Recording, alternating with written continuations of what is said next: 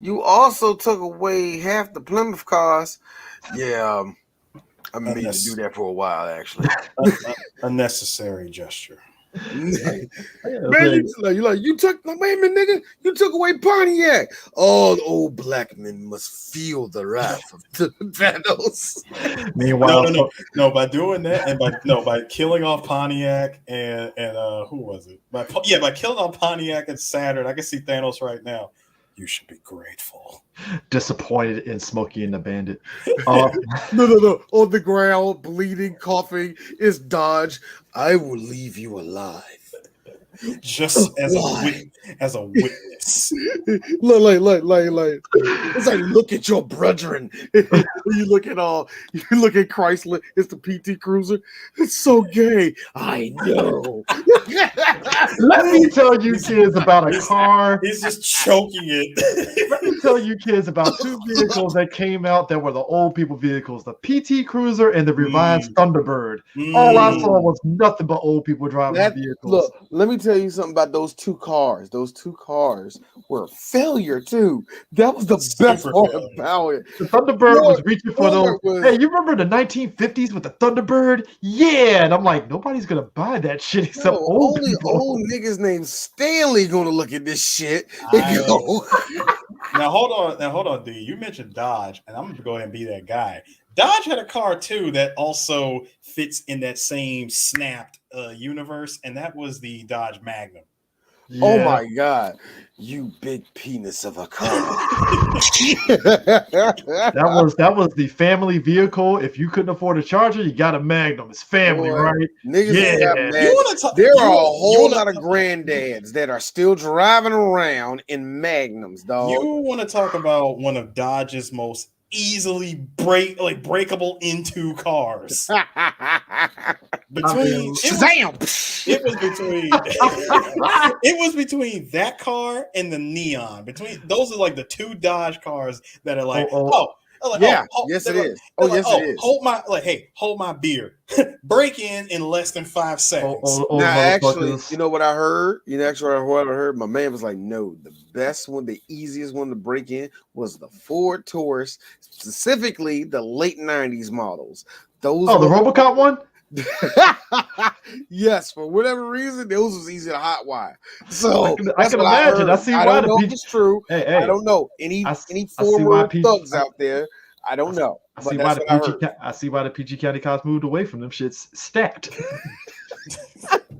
If you ever grew up around the PG County area, Morningside Police, Greenbelt Police, PG County, they had those things. I think state troopers were the only ones that for some reason always had the newer cars. Meanwhile, PG County, Montgomery County, all them looking at them like, I hate you guys. We still in these goddamn Ford Tauruses. Man, all these cars up here. I remember my cousin. I never forget my cousin's like, so how y'all know which one is a cop or not? I like this. Welcome to DC.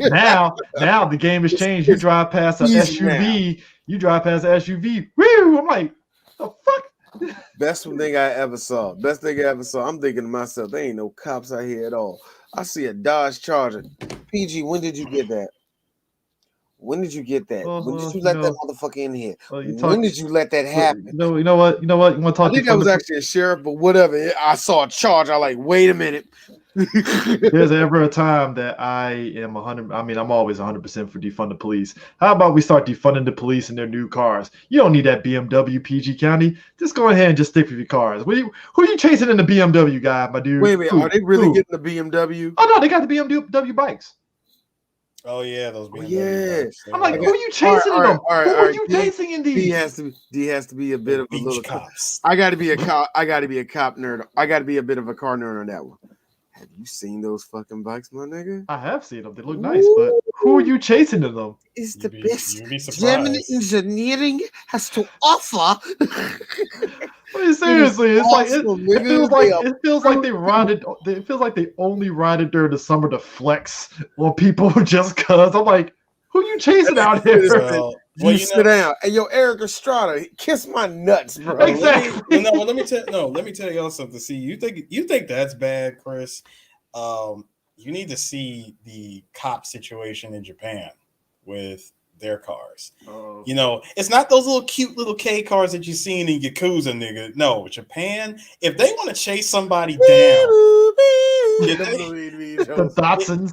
No, if they honest to God wanted to chase somebody down, nigga, they got cars. They got what was it? When I was over there, they had a 370Z as a cop car. Hey, what is this fucking Mad Max with like the chase cars? That ain't funny. That ain't funny because no indeed, no my ass, Eris, my dream. Us, like Eric, like D. I can't believe it. We're gonna get pulled over by the cops. And soon there's the cops right there. What kind of car? It's a ZD. Let's go. Running in the 90s. No, I pulled the NOS. Hold on. It was worse than that. It's worse than that. See, 370Zs is one. The GTR is also a cop car. The Maxima is a cop car. I like the Max. I actually like the Max as a cop car. That actually sounds like it's a nice cop car, man. And if I'm not mistaken, I think I saw, and I don't know if this was like real or not, or if this was something they were doing for like an event or whatever. They had a Mark IV Supra as a cop car. A Mark IV Supra. Ooh. And that was just to chase down, people and give them tickets. Shit. I mean, like I said, it's equivalent here. Like I said, the Chargers and all that stuff. It's just, drag it through. Yeah, you can drag safe through the roads of Brazil. Yeah, that's very true. No, dog. I remember when I got pulled over by a Charger. It was in Mo County, and I was mad. Wait, hold up. Wait, D, hold up. I'm sorry. Gaddafi, they're not playing Heart of Sword from Rurouni Kenshin, my nigga. When Japanese cops show up, nigga, you're hearing the sound of pachinko machine parlors getting shut down, all right? What? Yes, and a whole lot of angry sounding Japanese. Oh my god. Anyway, I'm sorry. Continue your story. I don't know, man. Well, when I remember seeing it for the first time, I was like, all of a sudden I felt like I was like Huey Newton. I was like, so you pigs got a new car. It's like, you motherfuckers. Man, look. You see what the man got? They got a new car, but the people in the ghetto, I remember that friend in my head. Here's how shitty the Dodge Magnum was. You couldn't even get the Dodge Magnum was so shitty, you couldn't even get a Vin Diesel co-sign in a Fast movie for that shit. Just imagine Vin hopping out that car with his son. It's CGI Paul Walker. I want people to understand Fast 4 could have easily had a Dodge Magnum in it, but it didn't. That's how shitty that fucking car was. I can see him stepping out of the car again with his son, CGI Paul Walker, and he'll say, "This doesn't run on Detroit steel. This runs on the power of family." Dude, Fast 4 could have easily had that shit, and it was like, nah, we're good, man. Wait, Chris, I'm gonna ask you, because since you're bringing it back to the Magnum, what would that car do in the movie? It would just get hit by another car. That movie would literally be. If I really had to put the Dodge Magnum in the movie, it would literally just be a scene when Vin Diesel came back for Letty's funeral. And he pops up in the Dodge. He ain't gonna even race in that bullshit ass fucking car. What that shit? No. Just to be extra, the hearses would be the Dodge Magnum. Yeah. Think about it. That makes more sense. That is so in the Fast universe. Even the car, like, you know how like Family Guy or somebody will make fun of the Fast series where they show Vin Diesel, his muscles all big, like, we gotta remember family, and everybody's like buff, and even the hearse is buff. Well, all right. Well, guys, seeing how Chris went ahead and smacked that freaking go live button about 9 minutes ago, and we've been talking about cars, we are going to talk about cops. And it's like cops and teenagers and underage drinking. Welcome, everybody. This is the SuperBad episode. We're going all over the place. I will say this. As I put it in the title here, Judd Apatow was like year 2 of being on fire. He was the guy. Like 40-Year-Old Virgin put him on the map. No. And it's just like, what, you sure? Nope. Getting the Sarah Marshall. Oh, yeah, forgetting. Well, yeah. White people love that movie. Well, white people. I'm just talking audiences across the board. I'm talking white people like that movie. Dude, they say audiences across the board like Wes Anderson. Now, I like Wes Anderson, but let's just be real. Crackers like Wes Anderson. Mayo sapiens like Wes Anderson. All right, yeah. So on tours. So this movie was highly favored by Untitled Documents. Very much. Yes, SuperBad. The shaved potato game. But Judd Apatow, even after forgetting Sarah Marshall, like 40-Year-Old Virgin put him on the map easily. Like that was the movie. Like, oh shit! Like this guy can do these kind of raunchy but endearing movies. No. Let's get it right. Let's get this shit right. See, Apatow didn't do SuperBad. No, he produced it. My bad. He only produced that joint. He directing 40-Year-Old Virgin was his first directing. Yeah, that was on. Yeah, and that was 2005. And remember, he produced Forgetting Sarah Marshall. And remember, we talked about him producing Heavyweights, but he actually wasn't in Heavyweights. So, hey, this is our second Judd Apatow movie. But you can technically, technically. You can still see his hand in it and stuff. It's called. I'm about to say, is this our first Greg Mottola movie? Yeah, because he did Paul and Adventureland, which both of those are actually pretty funny to a degree. God, no, yeah, we probably not go. I don't think we ever do Paul. That would be probably the Paul was definitely that out of Simon Pegg and Dick Frost's movies. Paul is definitely an out there movie. Definitely. He does episodes of Dave, so yeah. He directed 3 episodes of Dave and 3 episodes of Arrested Development, as well as 3 episodes of The Newsroom. Oh, and also that show on Fox that was like that everybody talks about that Judd Apatow also helped develop, Undeclared. Yeah, Undeclared. That show went away quick. White people wanted that to work so bad, didn't they? That was definitely 2001's Parker Lewis Can't Lose. Ooh, crackers wanted that one to work. That's a movie that had that is a show, no bullshit, that had Charlie Hunnam in that show. Charlie Hunnam, Dak from Dak, was it Dax? What a old boy from Sons of Anarchy. I know you're talking about Jax. Yeah, Jax. I'm about to say Dax. Jax.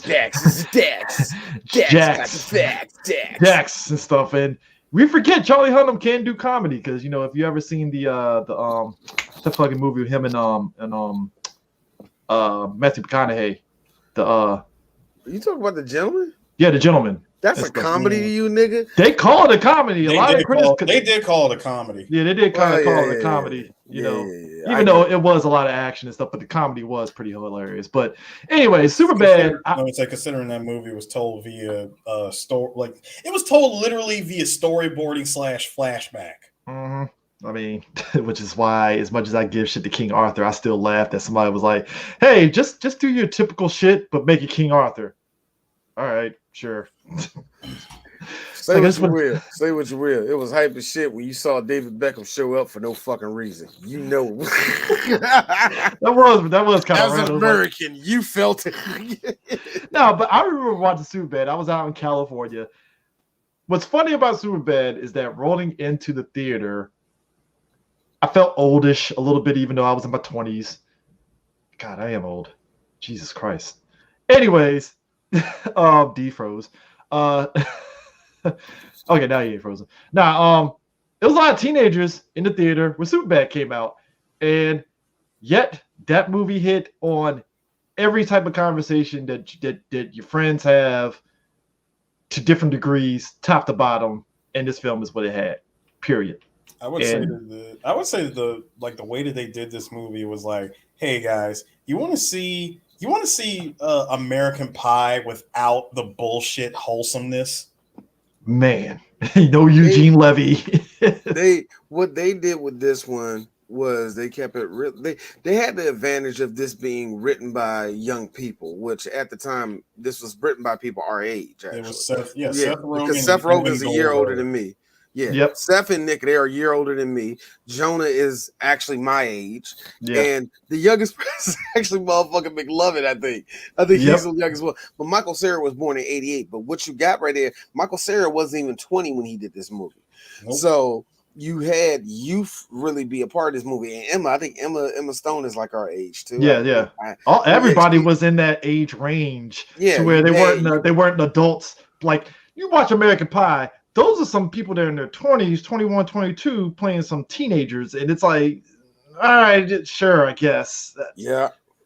And this movie... the dude that plays McLovin, he's only a year younger than Michael Cera. Really? Oh God, he was born in 89? Yeah, he was born in 89. Emma was born in 88. Wow. So yeah, see, you had number of young kids in this movie, man. Mm-hmm. And that is and when you talk about American Pie, everybody was at least 18 years old when they did American Pie. Of course. Everybody was over 18 years old, and some of them motherfuckers were 24. Look at you, Stifler.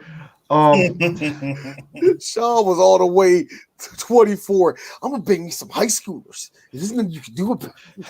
No, but I think what made it great was that the natural conversations between Seth and Evan. It's like, yeah, these are conversations that teenagers are having, whether you want to admit it or not. It's legit. And being nerds, we can say this. Oh, these are some good loser conversations too. These are some great loser ass conversations. There's one thing. Look, I love Eris to death. We do not talk about us being younger than 20 years old. We don't. We do that for a reason. There's a reason why we don't reminisce. We're not at all like like how you got a lot of these guys who still like to reminisce on their high school days as like the greatest time of their life. Get that all the way the fuck out. I was all the way nerd, nigga. Ooh, it's some loser ass shit. If you ever want a summation of me and Eris's relationship, Seth and Evan talking about porn sites was equivalent to me and Eris talking about porn chicks at San Diego Comic-Con. That is de facto me and Eris right there. That is our conversations right there. I'm not gonna lie. Chris, no, real talk, Chris. When you and I had that conversation, I legit forgot I was having that conversation with you because I'm so used to having that conversation with D. We just get lost in the conversation and we both forgot. We're in a line for San Diego Comic-Con for Hall H. A bunch of people around us, and we're just having this conversation out in the open. I gotta have my talking about chicks who are either still around or possibly disappeared from porn. I want to let you know. I'll never forget. Me and Eris, we were talking. I forgot where the fuck we were at, but we were walking. It was at a convention. We were walking. We started talking about porn. Eris, louder than he usually is. I'm telling you, man. I'm telling you, D. I know her. Look, I know the back of the head of it. I know the back of a chick's head, and the way he's described, like there are children present. You motherfucker. What is your problem? Like, yo, like Angie has called me gay because I talk about porn so much. I don't know, man. I do kind of agree. I do kind of agree with Seth though. At one point in that conversation, he was like, "Yeah, I kind of don't like guys. I don't like these guys." I got you, man. I know this movie. The line is, yeah, they don't actually show dick going in, which is a problem for me. And also, have you ever seen the vagina by itself? Not for me. I echoed those statements completely. I was like, yeah. I just Yo, you know how real that statement is, dude. It was me, you, Tommy, Nate. I think Bird was with us. I know Bird was with us. Yo. I'll never forget. We squatted up for SuperBad. Yeah, we did. I'll never forget this. But no, the thing that killed me was when he said "not for me." I remember everybody cracking up. I turned right beside me is like Bird, but right beside him is like this couple, right? And the guy is cracking up, but the girl's like. Like the look on her face, like, look, I understand. Like, this is a movie. Like, you know when they say it's a guy's movie. Okay, this is actually it is a guy's movie. Here's the sick part. This movie is fucking sweet. It's sweet. It's hilarious. It is when I mean sweet, I don't mean like sweet. I mean like it's endearing. endearing. It really is. It's really super endearing. And all the stuff you look at, it's like, yeah, you're losers that says crude language. The word fag flies off like in this movie. And I thought to myself, how dare you talk like every teenager in America? I mean, that's what made that when he sat there and said, "Not for me." I was like, I echoed those sentiments exactly. Just like, not for me. No. I'm with you on that. Like, because I remember me and Eris had a conversation like that, and it was something like Eris, but like 4 of the scenes in the whole thing is just 2 girls going at it, man. I'm just, get to the point. Pick it up. Like real talk. That's how I felt. We got. That's honest to God how I felt when we saw the. I think it was like a friend of mine, a friend of ours. He's like super mutual to all of us. He had 2 DVDs of the infamous Hip Hop Honey DVDs. Let me tell you something about Hip Hop Honeys. This is the most driest, shriveled up dick producing.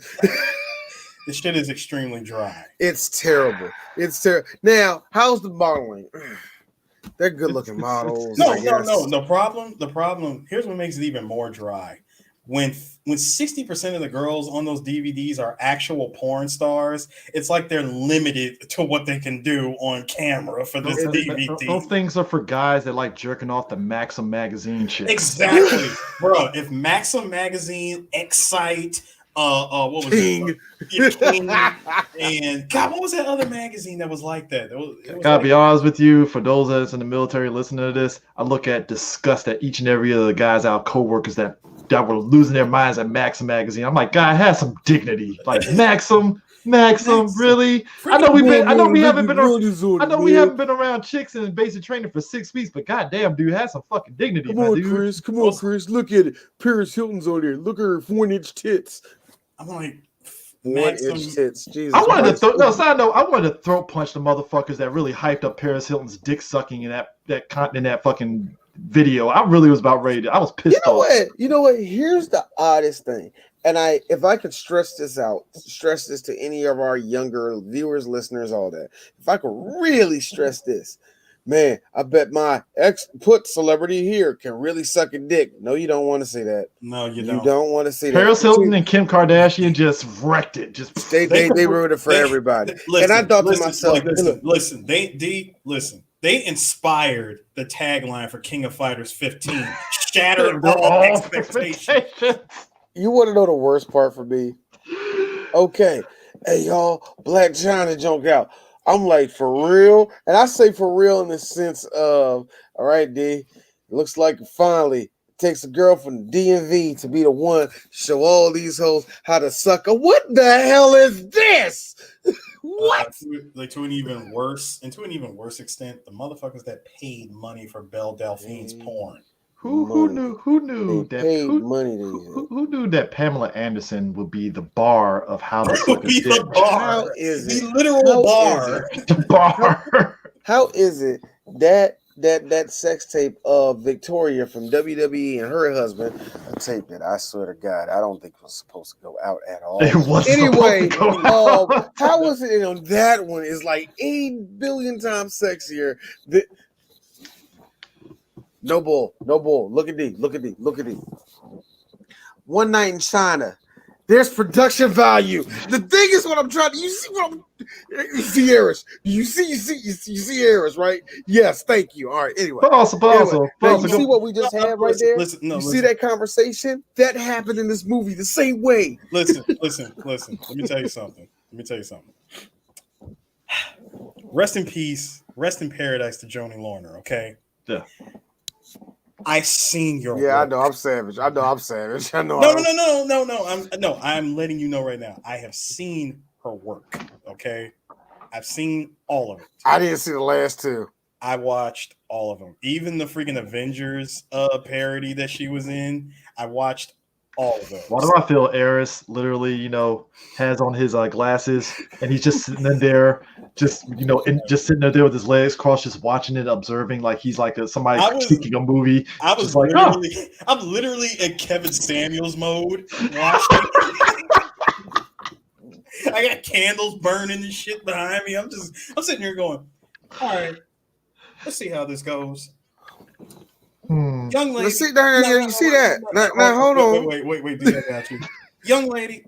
What are you doing with that penis? Do you even know what's going on? Are you above the age of 21? I'm not even going to ask you if you're above the age of 18. Are you above the age of 21? How long have you been in the industry? Oh my God. What do you hope to gain out of this industry? Have you invested anything in the money that you made off of your mediocre work? I mean, no, I don't. No, ma'am. No. We are not talking about. No, this has nothing to do. No, I don't want to talk about how your mama ain't shit. Oh, well, you suck dick on camera, don't you? Like Joni, that's what people say about you. Like Joni, Joni, be real. Miss Lorna, be real. You're Ms. doing Lorna. this. I'm going to cut the stream off. I will. No, Miss Lorna. Let me ask this question. Are you doing this? Too. Are you doing this to somehow get back at Vince and Paul? I don't want to know. No. Are you doing it? Yes or no? Simple question. Yes or no?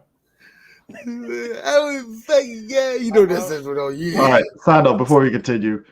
This is Tank that put that on there. He's right. We as society, I ain't gonna say I put myself in that because I didn't watch that shit. But you know, the fact that people bought that sex tape. I seen that shit. I saw that shit. I will tell you this. I mean, I saw it for free, but I didn't pay for it. We talk all that mess. We made Little Kim a celebrity twice because of a spread. Okay, so I'm just saying, man, the power of clove titties is amazing. Speaking of which, sometimes girls think dudes like, oh, you just say that because you want me to get laid, maybe, but no, really, sometimes y'all just wear clothes really, really, really well, and then you take it off. Here's us. They take it off, and I'm like, you're wrong, Chris. I heard that. I heard that too, Chris. No, suddenly they take it off, and I'm like, ugh, the illusion. Let's be real. No, wait, Chris. Wow. The moment they take it off, I'm going, ugh, the illusion is completely fucked. Hey, Eris, here's me. Wow. Hey, baby, the flowers I gave you, give them to me. I'm going to give these flowers to that bra because I don't know what the fuck that nigga did. Because here's the kicker. He made this motherfucker. He shut this bitch down. Here's the kicker. Shout out to my nigga. Nah, they all right. I mean, without it, they all right. The kicker is that I don't think a guy could dupe a chick with clothes that he wears. I don't think you can. Maybe yes, you can. Really? Yes, you can. I didn't think it's possible. Yeah. There's a reason why Manute Bowl looking ass niggas go to the club and leave with girls. I'm wearing it. Look. I mean, Chris, if you need another example of that scene of the white family of the wife on a soul plane looking at that magazine with the black guy. Are you serious? She sees my man's package. And then she sits next to the nigga on the plane, and he has the gall to say, "Oh yeah, it was really cold that day too when I took that picture." So anyway, speaking of penises, sorry. So Seth was interested in signing up to the Vag-tastic voyage. Now, knowing full well, this is why you have Evan as a best friend, because when Evan has the is the voice of reason and tells him, hey, besides, your parents are going to look at the credit card bill when it shows up in the mail, dipshit. You're right. He's like, damn it, you're right. I really can't do any of those. Well, what about what was the name of that one? Oh, that one magazine that he mentioned, Perfect 10. Yeah. Perfect 10 magazine. He's like, Perfect 10. I can say, hey, it's for bowling. I mean, bowling, fucking bowling. Like, look. So don't get mad at me. I'm sorry. I'm sorry if the Coen brothers aren't directing porn. The The shit that is me and D's conversation right there. Okay, that is. The shit that wound me out is that you got assholes in high school. Everybody has an asshole in high school. I feel only white boys do that bullshit of spitting on other people because you spit on me, you're a dead motherfucker at that point. Nah, bro. There were just so many different rules between black people and white people at schools like that, man. No, bro, when you got a white guy with a whole ass mullet in 2007, he stayed back twice. With glasses, having the nerve to spit on somebody and say, "Hey, did you hear I'm having a party?" Yeah, I heard. You aren't you're not invited. Tell your faggot friend he's not invited too. That's another word oh yeah, white privilege at its finest, take easily, because just take us right. Signing up for a porn site. That is some white people shit. Meanwhile, I'm sorry, what for a porn site? Yeah, white privilege is signing up for a porn site with your parents' card and shit. That is come on, man. The ball sack on me if I signed up for Ass Parade back in 2000. Ass Parade. No, because I know my dad. Real talk, D. I'm glad you never did that, but real talk, I wish you did just to hear my dad go. You so Ass Parade. You want to see the Ass Parade? I needed that footage of my dad doing that. No, here's what I think, D. Here's what I really think. See, I don't think that they used the most blatant name when it shows up on a credit card company. I believe that when you charge your card, it would say something like Midnight Entertainment or some shit. Yeah, nowadays, from what I hear, they make it very discreet. It's like an intern, whatever the name of the credit card processor is. I don't think that worked. I know back in our day, nah. Yeah, that was Adam and Eve Entertainment. Oh, it was straight up Adam and Eve Entertainment, straight up. When it showed up on the bill, it was Adam and Eve Entertainment. They weren't Playboy Entertainment. Yeah. Especially if you order people that order the pay-per-views, it will show up on your fucking Verizon bill or whatever cable bill. It'll have the movie title in there too. With the price. Look, let me tell you how real my life got. When the first time I actually ordered porn was the first time I was single. And what the porn you got, that's not the important part. It was good shit. It was $5 for $10. It was awesome. Look, but the point is, one of those compilations, what 4-hour compilations. No. What DirecTV used to do was give you 5 hours for free. And what I used to do was I used to record that shit. God, this is the sad single life desperation. Okay, this is just sad. Hey, D. We all put viruses on our computer because we didn't want to pay for Bang Bus, so we went through LimeWire to get some of the Bang Bus clips. I'm gonna tell you how cheap and lazy D is. I never did that.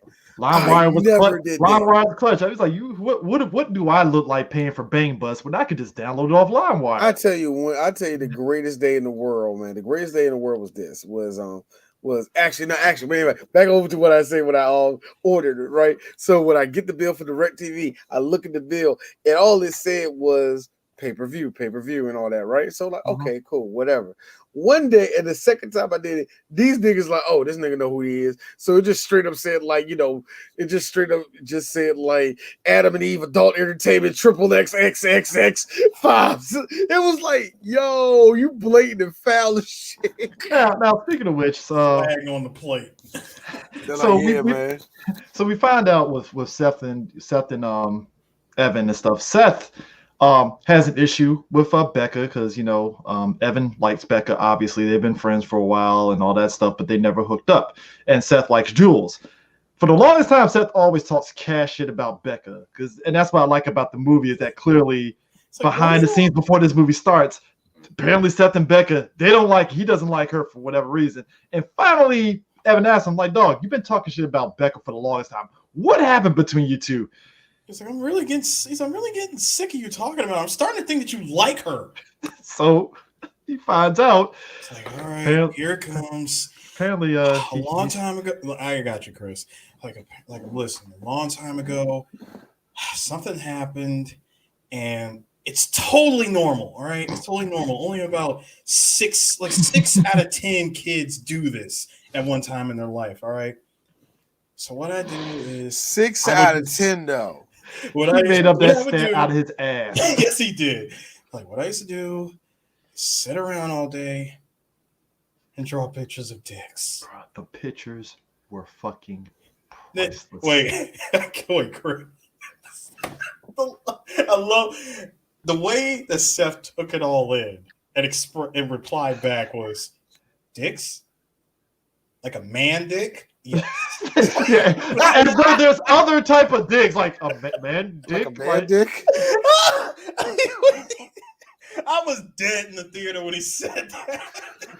The one that got me, it's the pictures. Here's my thing. Why were they so hairy at the ball sack? The pictures, folks. I want you to understand something because they put the pictures at the end of the movie in the credits. This is the most. This is the most hueless shit in the world. This is some white people. The shit that had me dying in theaters to the point to where I was on the floor. One in a million niggas. I was on the. There's nowhere in the world. I was on the theater floor dying. Room shit ever. I was on the theater floor dying when I saw the picture of the Tiananmen Square dick with the tanks rolling down. I was on the floor dying like nigga. The Tiananmen Square one. Okay, all right, Chris. The Tiananmen Square one got you. That one got you. The Jaws one got me. No, I'm about to say, did you see the Jaws one? The head. The Mr. T one was in fucking tears with all the fucking gold shit around. Oh god, Mr. T one was. Oh my god. So D, real talk, yeah, D, how you feel about this? Oh my god, in the words of the great Charlie Murphy, that's the gayest shit I ever seen about. But then on top of that, when young no bull crap. I'm laughing now because when I watched it yesterday, I was like, ew. Like for whatever reason, I just did not laugh. When you see young Becca like literally screaming, I like her eyes. I love the eyes. No, not even that. It's the fact that Seth pull a prison movie and start eating the fucking thing, get rid of the evidence. Yo, first of all, hold up. This was 2007. Hold on. First of all, it was 2007. First of all, to that flashback, shout outs to Seth Rogen. Shout outs to Seth Rogen and them for finding a legit Ghostbusters lunchbox. Man. Oh man, hey man. Listen, I was keeping all of my pictures in this Ghostbusters lunchbox. Oh my god! I didn't want anyone to know I had this whole dick operation going. Let me tell you something. The humor. I was done. Let me tell you something. The humor is this. This is some prime. This is some prime early 80s millennial shit right here. This is hilarious. Dog, the fact that if nobody else is laughing, niggas who are about to turn 40 are dying at this crap. It's like, dog, it's to the point to even with the evangelical principal that put his hands on them and shit. Because you always get that one person in the school that's evangelical that's like, this guy has Satan in him, and then it's like, oh god. He said he thinks I'm possessed by some sort of dick devil. He said, so at that point, I was cut off from everything. I couldn't enjoy any foods that were ironically shaped like dicks. You know how many foods are shaped like dicks? The best kind. Popsicles. No popsicles. Corn dogs. No corn dogs, no hot dogs, nothing. No Subway sandwiches, nothing. I couldn't enjoy none of this. Michael Cera. And this is why I love Michael Cera as an actor. His delivery for all of that he just took in was, wow, that's really messed up. He plays the good straight man to Seth's all the shenanigans. Wait, Chris. No, Chris, the line was, wow, that's insane. Super gay. This is super gay. Oh my god! Thank you. I was like, thank you, Evan. I mean, because Michael Cera knows how to play the straight man to all the insanity in a way. Not even just straight. He just knows how to play the awkward teenager. I mean, it helps that he was on Arrested Development too. So it's like he knows that it just works. Okay, I think Tank just asked the question: was Jonah Hill ever funnier than this movie? 21 Jump Street. You can argue 21 Jump Street. I'm gonna say his supporting role from from Wolf of Wall Street. Bruh, man. It legit rivals this movie. Oh, easily. And he's playing a real character too on top of that. So that's the role of Donnie in Wolf of Wall Street is unapologetically funny. But like the roll up to this is funny because again they're playing up on because it's 2 weeks of graduation. Though in this movie it feels like it's the last day of school. It really does. It really feels like that because I don't know if the movie. I don't think the movie implied it was their last day of school. It wasn't their last day. It was I think they literally had like a week. Well, it said 2 weeks till graduation. It was like 2 weeks till graduation. Last couple of days. That's why I was with. That's why when they were arguing, we're not arguing, but talking over their plan for for the party with Jules. Seth was looking at him when he was drilling, and he was going, "What the hell are you doing?" He was like, last 2 weeks drilling holes. Fuck it. They're in shop class. Evan has nothing to do. He's like, I passed everything. Fuck it. I mean, I think the funniest scene is so we meet Fogel when they're in home ec and stuff. After Seth has this wonderful speech to the teacher. Everybody knows home ec is a joke. No offense. Bullshit. No offense. I'm just saying, I don't have a partner. You see Evan and his partner? It's beautiful. I want that. That looks like the most fun. And I'm sitting over here by myself with nobody. You understand me? I'm like a single mother. I told you, I know this movie. He says it in a way. He says it in a way that's not. It's like it should be offensive that he says, "I feel like a single mom," and yet it's funny. He's like, "It's like the most fun ever." Again, I'm a single mother, and the fact that I have to go through all this by myself is bullshit. No offense, and it's the last 2 weeks. It's the last 2 weeks of senior year. It's like, give me a fucking break. I'm sorry for cursing. I like how she gave him the stare. All right, Jules has a partner here. She's like out 1,000-yard stare. Yeah, Jules has a partner, so just go to her station, and we're good. Like, Jules? Okay, all right. I'll give home ec another shot. Yeah, I'll do that. In comes Fogel, the most. He said, hey, I got you. He said, all right. He said, hey, Jules is having a party. You just hear very faintly, hey, don't tell Fogel about the party. Gangsters, what's up?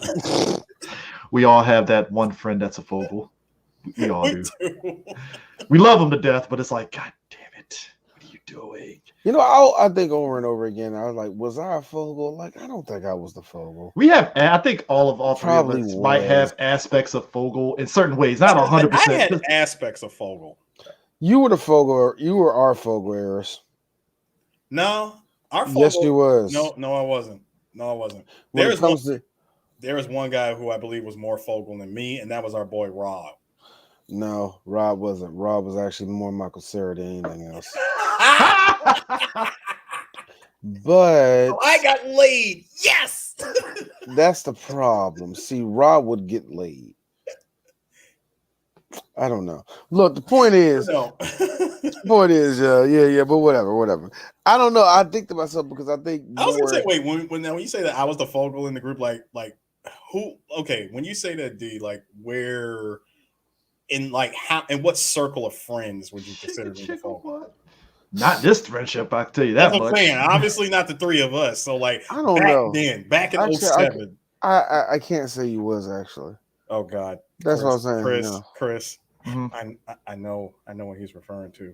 Our MD's years. Yes, she was actually. I was about to say that for a second. That's what's drawing it down. It was Chicka what? Amazing. I ain't gonna lie, man. Like there's aspects. I feel that there was aspects of me as Fogel in high school to a degree. Yeah. And like the part, not the part with him stuffing. Not the part with you him. Say yeah real quick, Eris. Not the part with like I was never the dude that would pull a Fogel and follow a chick in the hallway. That's stalker shit. No, follow a chick in the hallway. She turns around real quick and you go, it's 7:30. but I did have my peripheral game on lock, so that's kind of sort of the same. It's kind of sort of the same with the peripherals where you're looking And then you know how women know that a guy's looking, you'd be like, huh? All I can really, hey Chris, all I can really say about our high school is thank God for those long ass hallways. Man. There were times when those hallways came in clutch. It's like in G string. Yep. Wow, was I that perverted? Yes, you was, D. No, it wasn't. Yes, People don't want to admit. People never want to admit their low points in high school. And it's all right. Like, look, I get it, my dude. You like 48 Laws of Power. It's a shitty book. Don't read it. Okay? We understood that you've read it. I understand it. I get it. It's a bad book. You read it because you were Hotepery at the time. We were all at that point. I kind of glanced at it. I thought it was something until my older cousin pulled me aside. I was like, "Don't read that shit." Like, it happens. You know, it's just you gotta admit those things and stuff. You know, it happens. Y'all had that going around in y'all school. I ain't crossing. Hey, I knew some people that they love themselves some 48 Laws of Power and stuff. It's just, man, let me tell you something, nigga. This is what you need to be on, man, because when you get out in the real world, you're gonna be working at Macy's, like I might be working at Macy's. What are you talking about? I mean, no, I feel that's the way you have to own. You have to own, and you know, we are adults right now. There's growth. You know, there's growth here. Shut the fuck up, Chris. No, Chris is right. If I have noticed anything, Chris is absolutely right. It is all about evolution. Oh, it is. You know, you just can't be overt with your stuff. That's all it is. I think that's the whole point of this movie. You have these kids that are trying to find themselves at the end of the year, especially Seth, because he feels that everybody is leaving him. Well, you said it best that him and Seth is, as you put it, Seth is gay for Evan. He's super gay. He's super gay. He is like, that's gay. Like, it's a bromance on another level. Like, and it feels like recently, with the past like 4 or 5 years, some movies have actually addressed that in a way and stuff of like. Let me tell you something. I hate it when they have to address. Let me tell you something.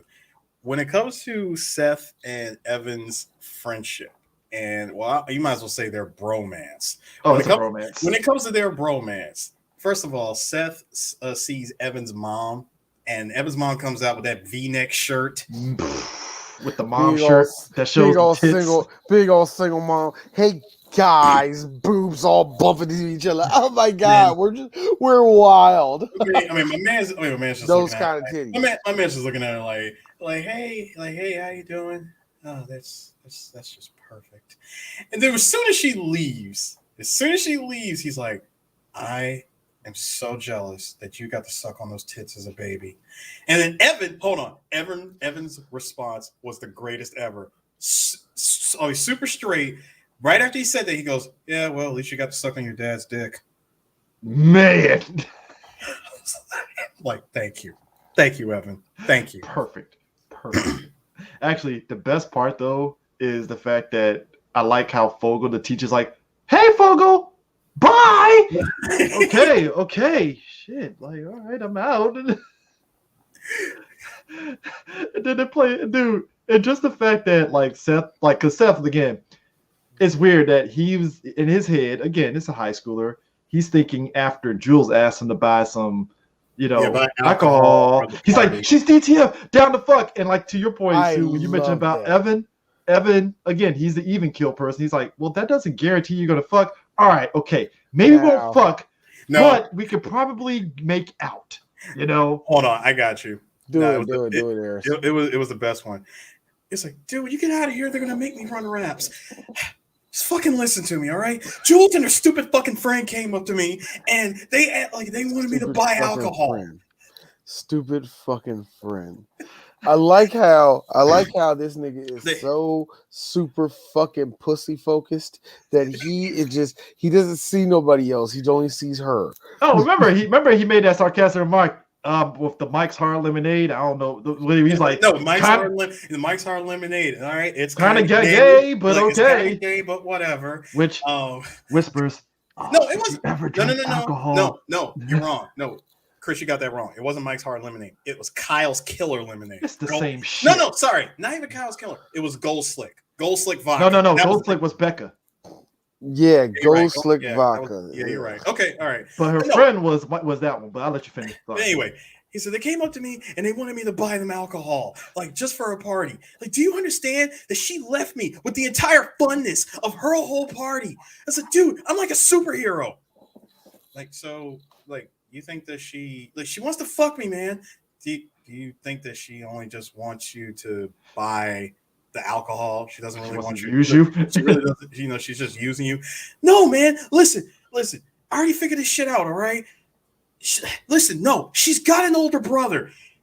In the unrated version, it cuts back to her saying, yeah, I got an older brother. He used to call me the nastiest shit ever. Like, he called me Hyman until I was 12. Hyman, yeah. And then she just immediately breaks character and says, Seth, I want to blow you. It's like, all right, look, it didn't happen like that, okay? But she has an older brother. I love it because it was just theirs. I love it. Seth, I want to blow you. Emma Stone knows how to just say that stone cold where you're like, okay. yo. Like if Emma Stone ever looked at me dead in the eye and said that shit, I'd be like, are you acting or are you serious? I mean, just Eris. Calm down, sir. You'll come like all the rest of us will. No, I'm just saying, if I'm having a general ass conversation, we're doing all the jokes and shit, and she just breaks all of that, goes full serious, looks me dead in the eye and say that shit, I'm like, are you trolling me right now? For whatever reason, all the girls that I've ever been attracted to and ever been with have all said shit like that jokingly in the middle of a conversation. Sorry, I want to put my titty in your mouth. I'm sorry. Huh? You know who actually I believe would firmly say that dead serious and that will fuck every dude up? Rihanna. No, Rihanna that shit. That's what I'm saying. But every dude will be like, "Oh, Rihanna, you're just joking." And she looking at him like, "Well, you just fucked up your opportunity because you." No. Here's the best part, Chris. Rihanna would say that while sparking up the fattest doobie listen. ever. She will spark that shit up in front of you and say, "Yeah, I'm trying to go full. Like, listen, I will go all in on it. No. Chris, she'll do this. Rihanna be like, hey, listen, your dick right here." So you better drop them shits now. So you know what you need to do, right? What do you need to do? You need to wake up. What? Damn it! No, you did not just pull a Walking Dead on me like that. Nah, that's the Dallas ending right there. No. That is straight Walking Dead. You remember Rick's last episode? Every dream sequence that he was in, everybody kept telling him to wake up. See, I gotta go for our age. I gotta go for our age group. That's why I said Dallas, because everybody remembers that ending where you just wake up and it's like, we don't. First of all, that shit happened in the 70s. Stop bullshitting, Chris. Dallas was 80s. Dallas was 80s. Chris, it don't matter. We were 4. We didn't know what the hell was going on, man. We didn't know who JR was or what he did. But what made me rolling though is just the fact that he said Jules once. No. Yeah, I got you, Chris. He says, listen, she wants to fuck, man. She is DTF. She's down to fuck. I said, yo, she came up to me and she said, Seth, Mama's making a pubic salad and she needs Seth's own dressing. It was really. These y'all three black geeks. Okay, sir. So as I have right here, so because she asked for alcohol, you think her is willing to give up her vagina? All right. The follow-up question: how much do you think vagina is actually worth? And this is the final question: how much of a virgin are you? Like, you're like you're like bottom level version who never touched a girl, are you? Like, I thought you was that type of version where she cut my balls, man. It was kind of cool and shit. I can answer that question. See, earlier in this movie, when they were at not the liquor store, when they were at the freaking convenience store, right? This is right before Seth got spat on. They were talking about previous girls that they were messing with, which also had prime, and I mean like really, really prime, like comedy, like good lines written in this scene. They were talking about like different girls, right? There was one girl that Seth had, and Evan brought it up. He's like, yeah, what about such and such girl? And like, weren't you messing around with her during the summertime? I said, yeah, we made out a little bit in like 3/4 hand jobs and 2/4 blow jobs, like in between, something like that. How do you know 2/4 blow job? That's what killed me. I think the fact that he put a measurement, he put a unit of measurement on the amount of hand jobs. So you know what that means now. Now, in a teenager's mind, oh man, she was like, hey, cool. I'm gonna tell you exactly how that went. So what am I doing again? What am I doing? Because here's the thing. Why does it move like that? There's something to be said about like sexual experience as teenagers. I felt it was more realistic in this movie than, say, American Pie. Oh, 100%. Tremendously. 100%. It was more direct and in your face in this movie. You want to know why? Whereas American Pie, it was more National Lampoon kind of vague, kind of that could happen, not necessarily. It wouldn't be like this shit could happen, but it would not be as goofy and silly. Let me also put this out here. Not only does SuperBad weight it in a little bit of more reality than American Pie, the flip side is just real talk. Even though they are stars, even at that time, nobody wants to fuck Jonah Hill and Michael Cera. That's what made it realistic. It's like there you go. No, look, love you, McLovin. Ain't nobody trying to suck your dick. but the thing of it is, it's funny. Ain't nobody ain't trying to do that right now. But you think about the measurement of high school and stuff, right? Like in just that sexually charged environment, everybody, including the women, we all were like inexperienced, whether we wanted to admit it or not. Unless you happen to be one of those people that I think Dee brought it up. You happen to fuck early at like 13, 14 and shit, and you don't, Hey, let's keep it real.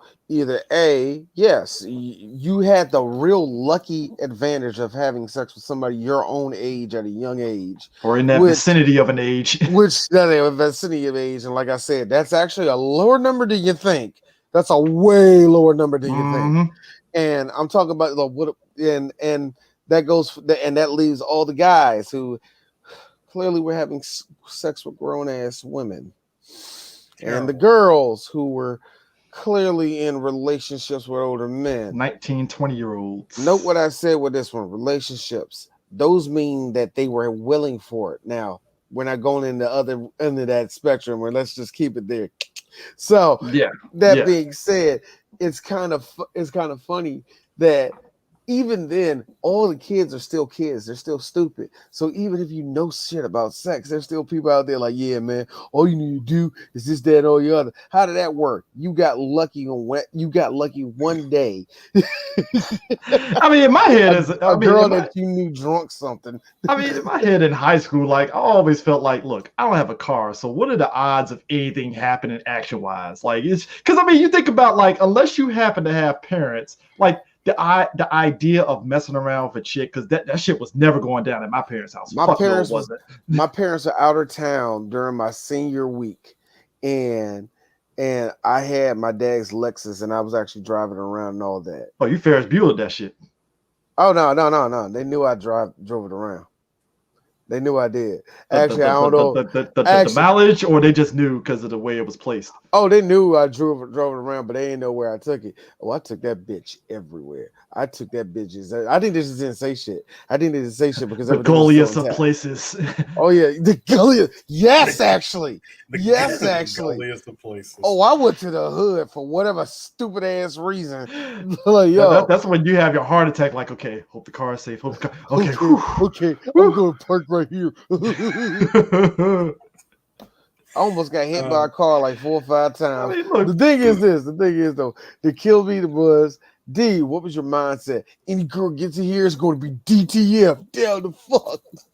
Which at the time, girls no bullshit. Said, you had a nice car. That was my mentality. And you know what every one of those girls said, now that I think about it, which shows you that those girls that got in my car weren't down for sex. Of course they weren't. They just wanted to get to the damn picnic, D. Shit. But you know what every one of them said when they got in my car?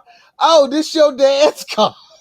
They knew right off the bat. Because let's be real, if you had a nice car, it's like this your parents' car, right? Because everybody else is driving like a hoopty. If you happen to be nice, if you had a halfway decent, nice car, it was a Honda Civic because Hondas are reliable, obviously. I had a Honda Accord. Those are reliable. I have flexed hard in that motherfucker, nigga. Those are reliable. They're reliable. But like that was the thing. It's just like your inexperience was just there shining through. And I think that's what made it kind of endearing with Seth saying, "Oh, she's DTF." And Evan was like, "But bruh, there's no guarantee she's gonna fuck you." There's no guarantee. Like she's DTF, man. She's down to kicks the soccer ball. Fuck, man. Like, I like how Greg, that's old boy's younger brother, right? Dave Franco. He's like, "What the fuck, Evan? We're down 2 points. God, fucking calm down, Greg. It's just soccer." It's soccer. It's soccer. Seth was just like, "Hey, Greg, why don't you piss your pants again?" Dude, that was like 8 years ago, asshole. People don't forget. No. I gotta tell you something. That's such a high school response.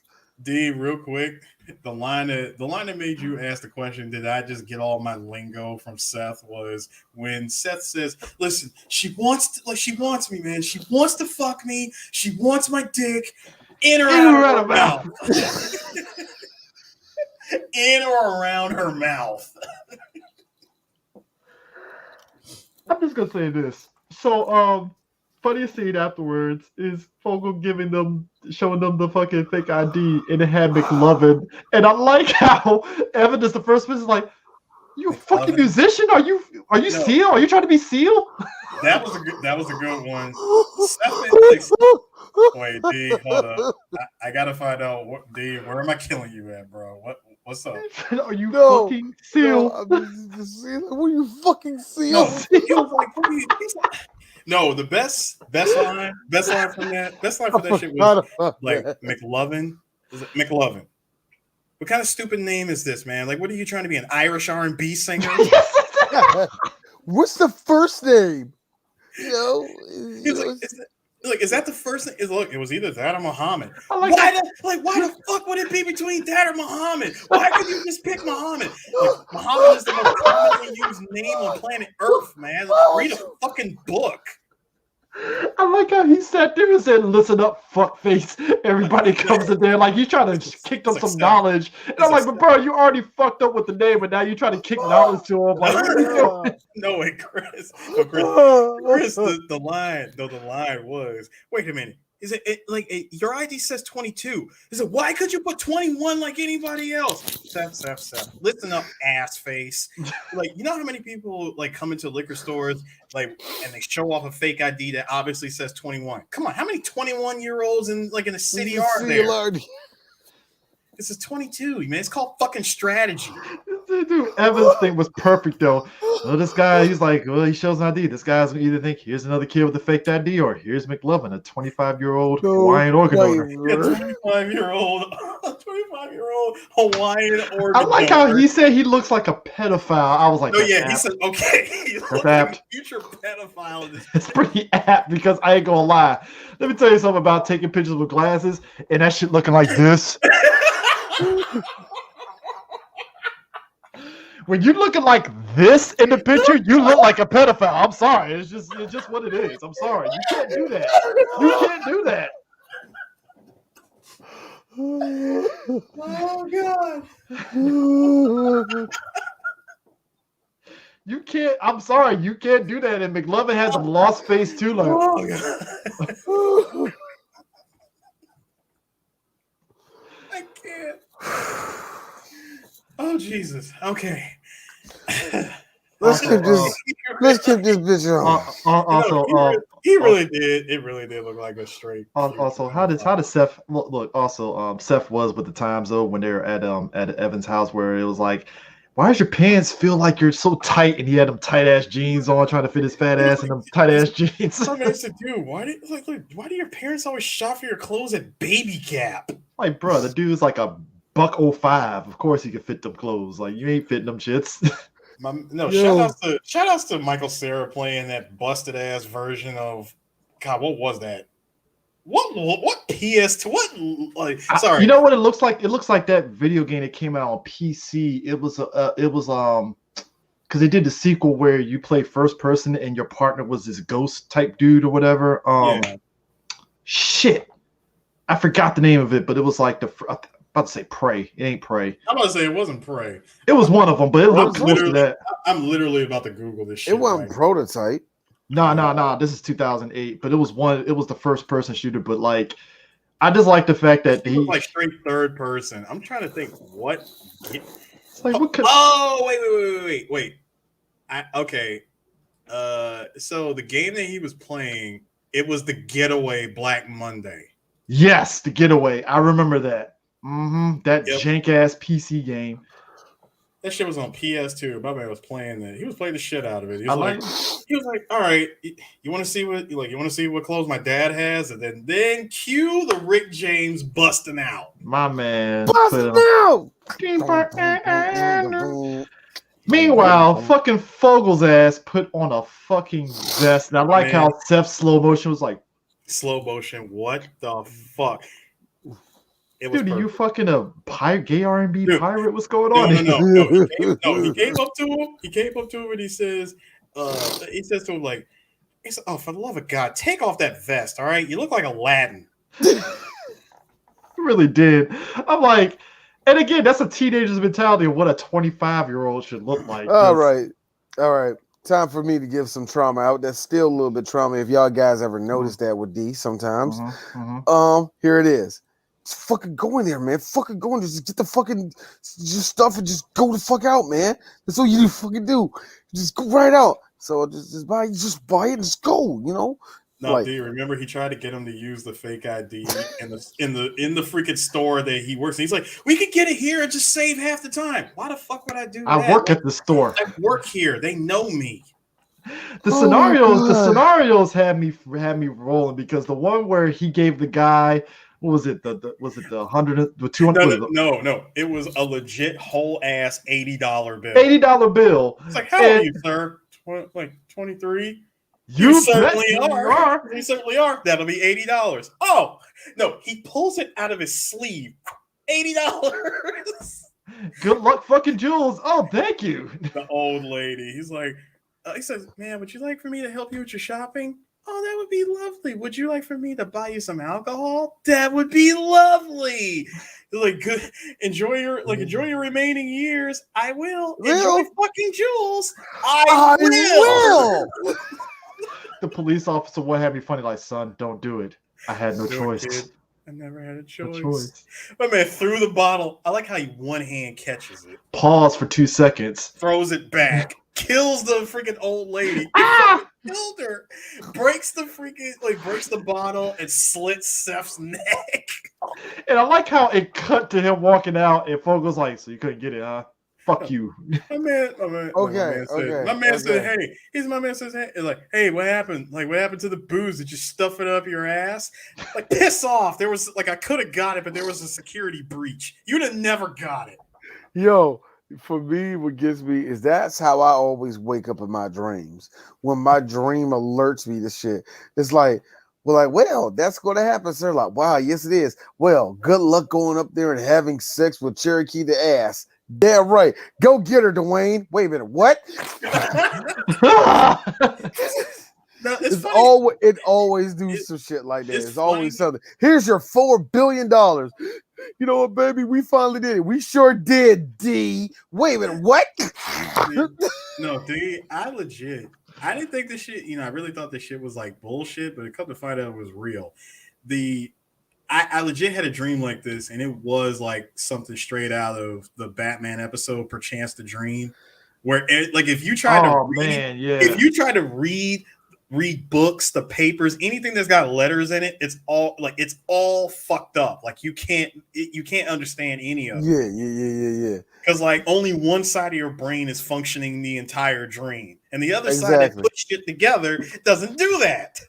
Yeah, and that's how it is. The second, it's also for me is this one too, where it's like the scenario's there, where it's like, oh my God, I can't believe it. I'm a starfighter, man. It's amazing. I'm in this spaceship with no ceiling. Oh no. Oh God, I'm dreaming. God, This is so cool. Look, Spike Spiegel. Is there a problem, D?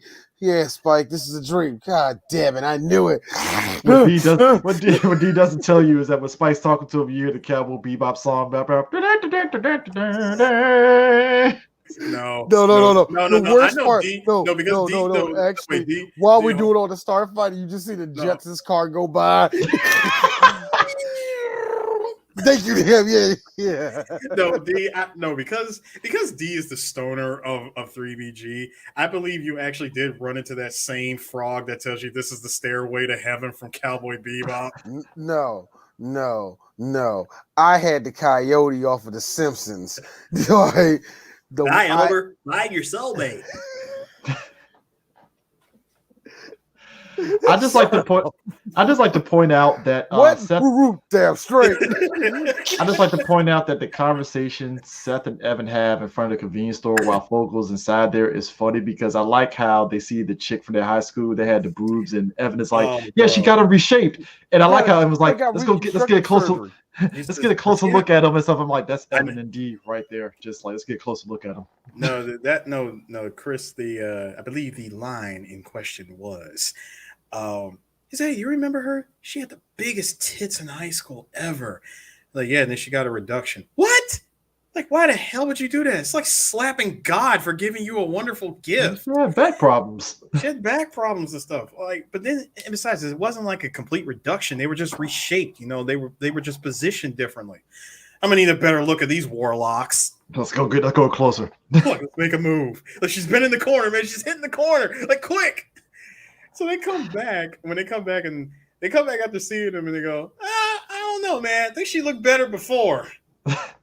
The funniest shit also is Fogel going in there again, being a high schooler. He's nervous when he drops the beer, and the guy comes out and just looks at him, and Fogel just kicks him. Sir, did you do this? No, and I think somebody should clean this up. They can hurt themselves. Fuck my life. Me working in a liquor store. I empathize with you, sir. I've been in that situation. Somebody drops a fucking Seagrams on the floor and walks away. I'm like, you motherfucker. You couldn't have told me? Damn. I'm talking, picks it up, and then, looking at it, they got Butterfingers. Whoop. I'm like, oh my God, man. Like, what are you looking at with the bottle? It's right there. Bahama meat. Like, what are we doing? What do you got to look at it for? It's orange. It's a flavor. What do you need to look at the bottle for? Like, there's nothing inside it. I like how you say it's a flavor. It's Bahama Mama. It's orange. What do you want? Why you got to pick it up? I mean, Gaddafi. No, listen, Gaddafi. Oh, wait, no, sorry. Before I mention Gaddafi's thing, my favorite part was them talking about "quote unquote" strategy of what to do the night at the party.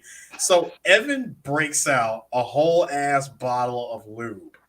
Man, it's like these chicks are high schoolers, not old women. Not even that. Not even that. They're fucking high school. They're good to go. No, the thing that gets me about that is like that is such a high schooler thing to do. It's like, Evan, that's psycho shit. Lube? Seriously? That's how you're gonna break? I mean, that's how you're gonna break? I mean, you're gonna ice break the whole scene. Fucking lube. You're gonna like I can see Becca right now. Oh my God, Evan, I would not be able to have sex with you. I wouldn't be able to take your 4-inch dick in my pussy without that magical bottle of lube. Okay, full disclosure. I pulled a dental dam out when I was with a chick. I thought she was going to immediately. This has been 3 Black Geeks, and this has been a wonderful. No. D, you stop right now. I want to hear this. Continue, sir. I don't, sir. No. I'm not going to the graphic. I'm just saying. I want to hear where this is going. Continue, Chris. I had those moments in my head where I was like, she gonna tell me to get the fuck out of her apartment when I pulled it out, right? That was the first thing in my head, right? Pulled it out, and she's like, oh, okay, cool. And then I was like, oh, she ain't tripping. All right, cool. Because again, you don't think about it because you're thinking she gonna freak out. I got a dental dam and tell me to get the fuck out of her apartment and all that stuff. And it's like, Chris, okay, cool. Like, Chris, I just like the fact that you said dental dam and all the rest of it. Like, what was you in? Booty call, nigga? What the hell? No, but it was just No, Chris. See, first of all, I love the fact that you were surprised that she was like okay with it and was He's like playing safe. I was like, okay, cool. He knows what's up. See, what you were dealing with, Chris, was a responsible woman. Again, I'm 19, so I had it. You were dealing with a woman who had a good head on her shoulders and hopefully good head. And when you say dental dam, man, when I think that, I'm thinking like, who the fuck was you fucking? A 39-year-old? What the hell was going on? No, it's just in my head. No. You were legit being responsible, Chris. I mean, that's why when he busted out the freaking lube thing, I was like, that's kind of the equivalent because you're not thinking like, again, in that way. Oh, Chris, I got a question. I got no experience in this shit, so you're just going in like thinking, let's use this, let's do that. Okay, I don't know. Okay, real question. This is probably going to end the podcast. This is a real good question. Is that on the same level of seeing the tissue in a girl's booty? Is that on the same level of that? I don't know. I really don't know. I don't know. I messed up.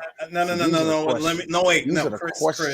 Chris, let me answer that. See, I don't know, D, because that feels more like a deal breaker to me. I don't know. I messed with the chick that had one of those IUD, whatever shit's inside of her. No, that doesn't work. That's different. I know, but I never knew about that. When she told that to me, I had that confused look on my face, like, explain? Yeah, that's not the same. Help me out. I'm talking tissue and booty. I'm talking tissue. You popping it from the back and. I think it's one of those like, did you just forget the like? I mean, hey, cleaning this before anything ever. Best thing in the world. On X video one day. Ew. Let me go down to the comments and see if anybody else see this. Yeah, I see that too, bro. You know what? I think it's credit to us as me and D had this conversation on the way to Wizard World years ago, right?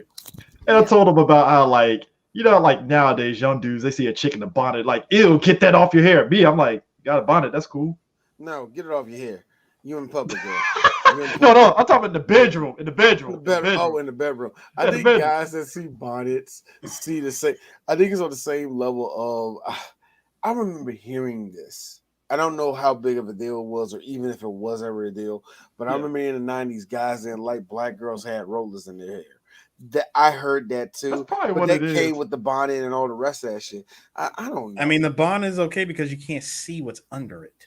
Exactly. And as our boy Sarone joked about, nothing like wake up in the morning and you see a girl with the bonnet on and that little titty just pops out of her thing. I was like, Sarone, it's 9:30 in the morning, dog. Don't be go home, dog.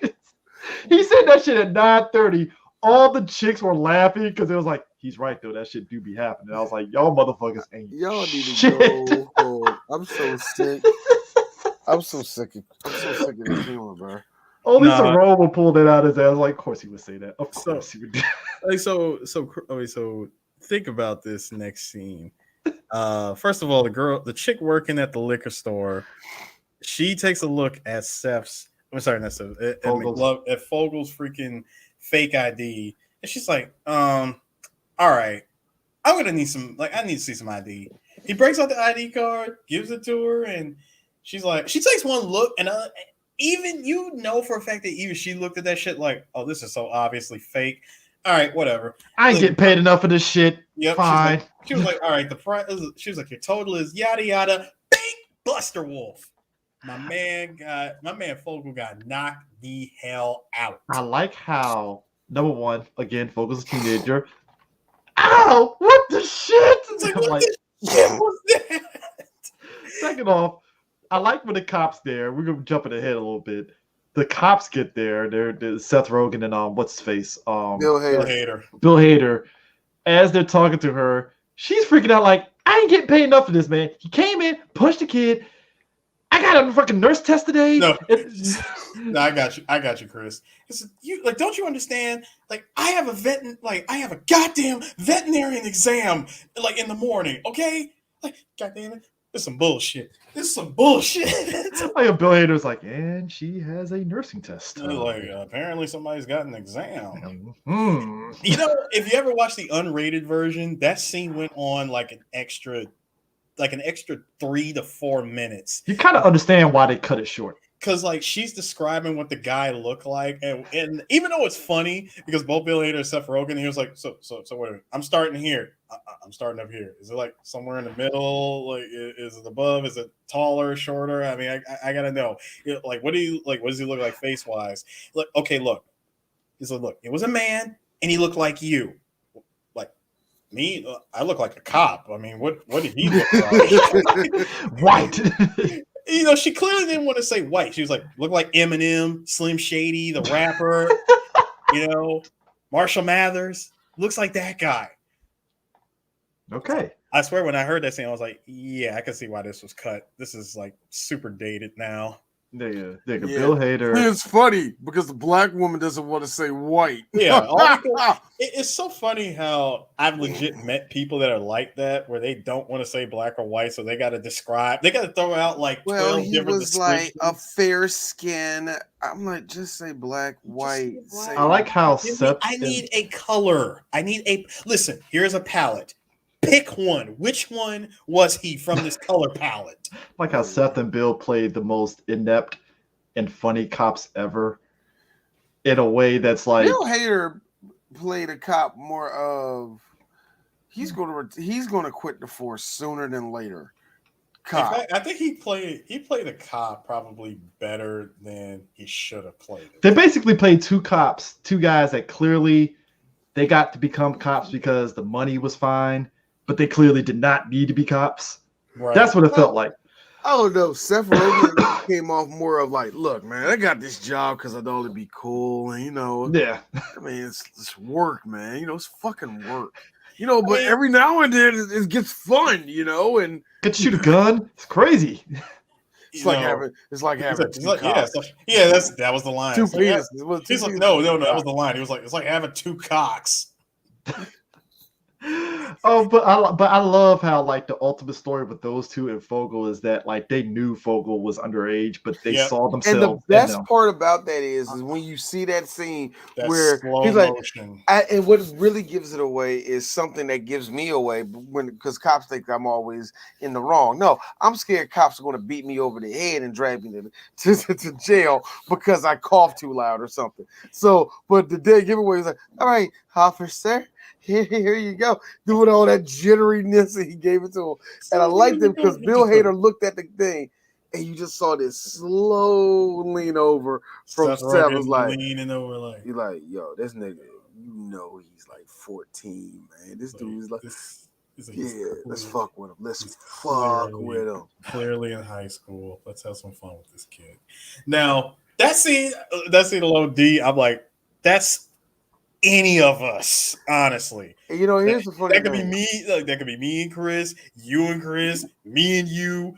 Doesn't matter. You two, it would work. I hate to be this person, especially a lot of our listeners and viewers, because I know a lot of y'all hate the cops. I do too, but this was a different time.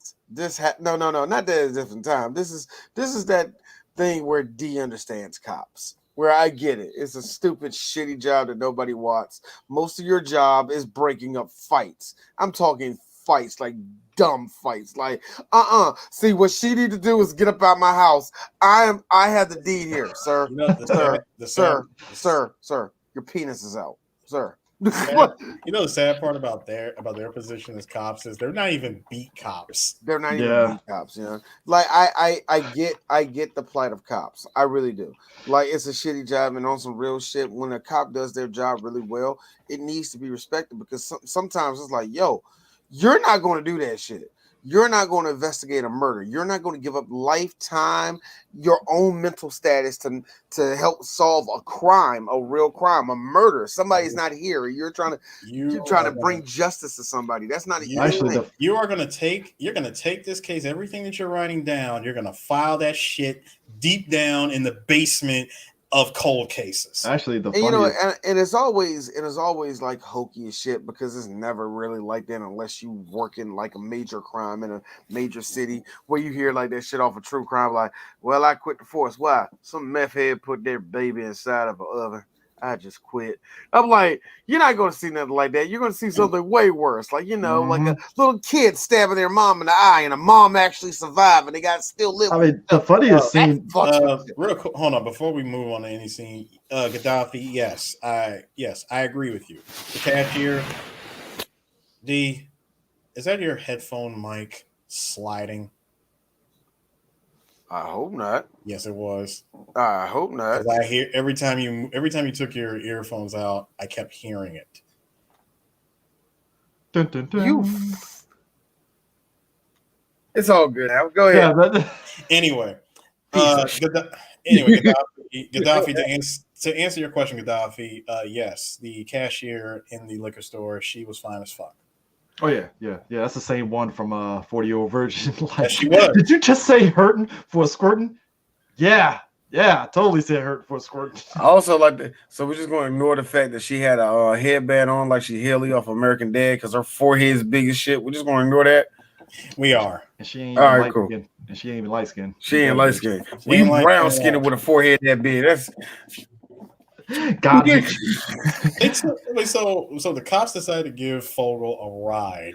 That's what I'm saying. Sometimes cops do cool shit. And this is not the first time this actually happened where cops fucked with a kid in this capacity. Meanwhile, Seth and Evan, when they get back from seeing those Morlocks and stuff, Seth gets hit by a guy that clearly looks like he clearly owes people money, and he's played by Joe Truglio?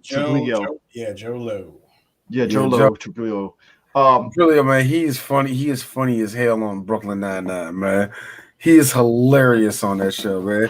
This one here had me done because he was clearly a guy on coke that did something fucked up in a past life. Like, you okay, man? Oh man, yeah. Oh my god, I didn't effing see you at all. Okay, listen, guys, listen. Go ahead and say it. I got a warrant out for my arrest for a totally non-violent crime. There it is, everybody. Mercy Street. Okay, I got a question. I have a question now. When we see him go to the party later and he gets on the phone and the guy goes like, so you back in here, you're making fucking phone calls, you go call your fucking friends. Call your family fucking fantastic friends. So I got a question. What did he do? That's what I want to know. I feel there was drugs involved, and I feel that the word pedophiles involved, but I just don't have any. Because Kevin Corrigan plays Mark, the guy that's like, "The fuck you doing on my phone? The fuck you doing? You're fucking fantastic for that." Let me tell you something. Also, you know what I also think? What, D? He's a furry. No. And before you probably say, no. Furries, you know this. He's one of those furries. Mm-hmm. Y'all know who I'm talking about. Damn it, Mark. Nobody likes us. So check this shit out. When he's trying to get Evan and Seth to like not call the cops, not say, basically not get him in trouble. What I love is he's like, hold on, let's talk about this for a second. So they're talking it over. They're trying to figure it out. They say, hey, we're either going to get some money out of this guy or you're just going to buy us alcohol or something. Say, hey, look, check it out. I'm going to my buddy's place. There's going to be booze. There's going to be girls. Like, come on, man. Come on. Put two and two together. We can do this. Again, I really don't feel good about this guy. Come on, I'm getting a really, really bad vibe from him. What? He looks like a guy. It's what guys look like. When they cut back to him, I swear this shit was hilarious.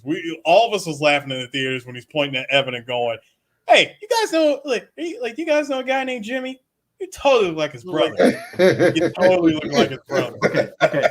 I'm gonna jump to this party. So they get to the party, right? Funniest shit ever. This is the one that Aaron. Hold on, real quick joke. Yeah, it's gonna be cool. You guys on MySpace?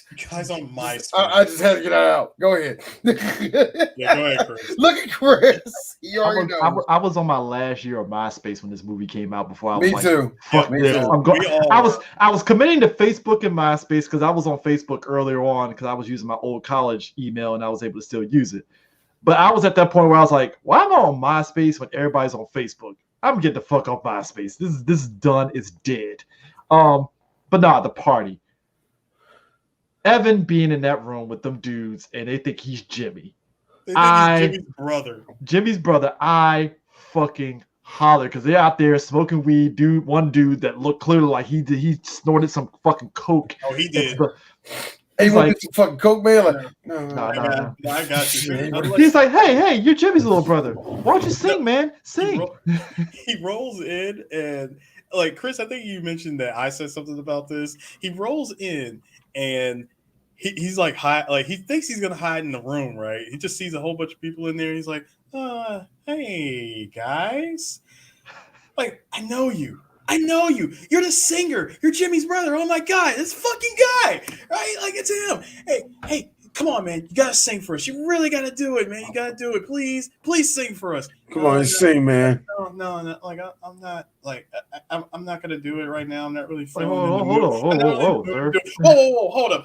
My cousin came out here from Scottsdale, Arizona, and we're not gonna sing for us. Fucking bullshit, man. Sing, man. Yeah, sing when for somebody us. says the name, the city, and state, they mean business. And I think it's more funnier the more West Coast it is. Like, hey, my buddy from Chino, California came all the way out here. Let me tell you something. My aunt from Reno, Nevada came out here. When I was living in Cali, no swear to fucking God, I heard this guy at a party that I was at. He's like, my man, he came from Chico, California. He goes to Chico State. You don't understand. I laugh because of what? That's a white boy shit. I don't know no black person that says that shit. Because again, I'm in the military, so I'm hanging around a bunch of white people. That's just the breaks. But like when I heard that shit, UC Santa Barbara, he said Chico, California, going to Chico State. I hollered. I was like, man. I always wanted to know where snow roaches came from, and they clearly come from. This man said when he said Scottsdale, Arizona. He's like, from Scottsdale, Arizona. He's like, you're not gonna sing from fucking bullshit, man. He said, you sing. You're gonna sing like a bird. Hey, you want to do a line of cocaine? No way, man. Yeah. It is the most rainbow coalition set of friends that again speaks to the realism of this movie because when you get a group of friends like that, I was like, that's very realistic. Just a random group of friends. The shit that you know is real. Chris, the best part was the I would say the Middle Eastern dude with the curly hair and the big ass beard, smoking again the fattest blunt ever. I like that he grabs him by the shoulder and he's just like. He's trying to get him comfortable, so he's like shaking him up a little bit, and he's like, "Oh, come on, man!" He's like, "Come on, man! You sing, just sing." The fact that he is like the most calm out of everybody else freaking out, I'm like, you know what? I'm more scared of you. I'm more scared of you than everybody else in this room. Because this boy is snorting coke already, so you know he's on edge. His other boy was like, "Hey, you gonna fucking sing? Come on, man, you gonna fucking sing?" You know. Hold on. Then not to mention the other guy, like the dude that was snorting coke. His buddy came in through the room and said, "He's like, yeah." He comes in and he goes, "Guys, everybody, stay in this room. Stay in this room."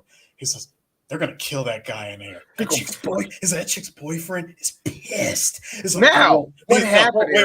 Wait, hold on. He's like, other dude was like, "Hey, look, man, I've been praying for a fight. I woke up this morning praying that I would see a fight today. And like, I'm gonna get one. I'm gonna fucking get one. I'm gonna get a fight." Now, that's the scene that you were about to bring up. D. Go ahead. No, that's what I'm saying. No. Go ahead, Yaris. Tell us how that happened. Okay, so what happens is they're at the party. Seth. What was Seth doing in the middle of all this? Hey, you're going to sing? Are you going to sing? I'm snorting cocaine. You want to do a line of cocaine when all that shit's going on? Seth is in the middle of the living room on the dance floor dancing with a chick to Biggie's Big Pop. Well, you remember, he was in the middle of the dance thing and dancing to some random fucking song. Random chick came up to him and just starts dancing. Dancing to the fucking 2s and 5s. Legit just dancing. That's how it always happens. Dancing to freaking Big Papa. That's how it always happens. Straddling his ass on his leg. Yeah. It was it was actually Ashanti's "Oh baby, oh baby." It was for me. Oh, that's those are the best type of dances. And when old girl that says, "Yeah, I'm done dancing," no, she just said, "Thanks. Like, you dance nice. Thank you." I love how Seth can awkwardly dance on camera, like on command. Yeah, he just does it so awkward. Yeah, and seeing him dance to Biggie, Big Papa, is hilarious. Yo, what made me die was what really had me going though was the fact that he was just coming off the dance floor, feeling good about himself. We all been in that position. Oh man, we just had pretty girl. I think he was really more stunned with that. What the fuck? Yeah, I know, right? But it's that type of moment where you're trying to get grounded, trying to know what's going on in the moment. I'm sorry, what? They were searching. Needles on my pants.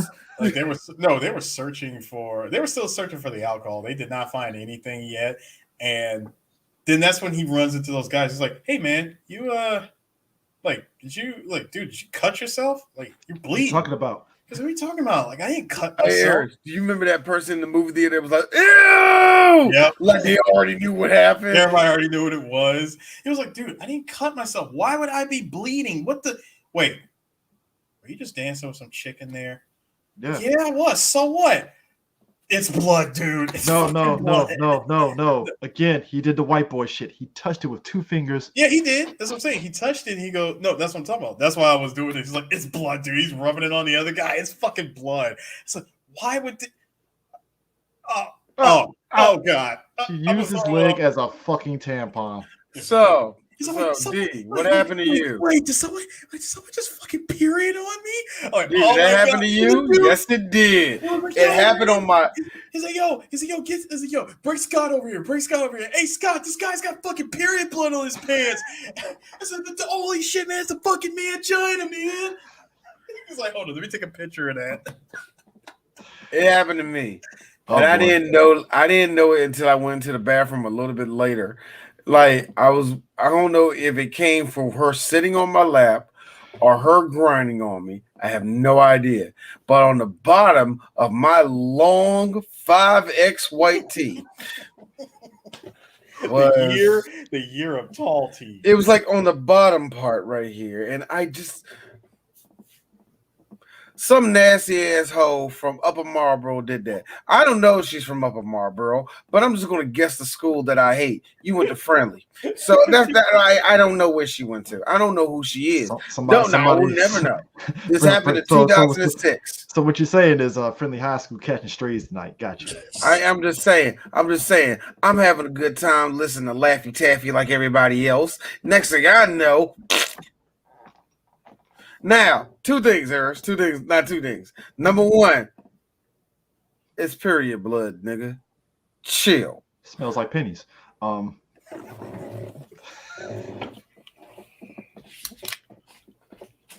Show's over. Show is over. I like that both me and D threw our shit in unison. No. I admit that. I admit that. No, cut it all off. Show's over. We're done. We're done with this shit. Because you know what? You can't just.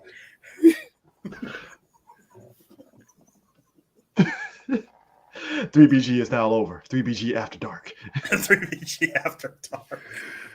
Welcome to midnight. 3BG. God damn it! Now I gotta fucking get up and turn this shit on. See, that was your dumb ass trying to follow suit with my ass. I can't find mine. Shit. Well, see this. No, so I'm sorry, gentlemen. This is why you be smart and just do a simple click like that. Oh, so now we can all match and be gay wads about it. All right. No. Hey, the white people back. This is the white people back. You know what? I'm mad we did not take the time to mention the clear party white people behind Chris. Oh God. Nah, but seriously, I like no. And I say that, Chris, because real talk, that scene was not in the movie. No. Yeah, that wasn't in the movie. That had to be like on some. That is like B-roll footage. That is B-roll footage that got cut out. What has me rolling is that when Seth goes in the garage, this guy sees all that beer in there. And I did not think that he would do this. He empties out a whole. I wouldn't understand. He empties out all the bottles. I was triggered by this. He literally dumped the big Sam's Club size Tide out in the sink. I'm like, ooh, that triggered me a little bit. That triggered me too because of one main reason. Because D has done this trick with something else. There's going to be a whole lot of soap residue in that jar. Yeah, you have to really clean that shit out thoroughly to get all the soap out. You got hot water to live the shit out that thing, and then cold water that thing, and then hot water again.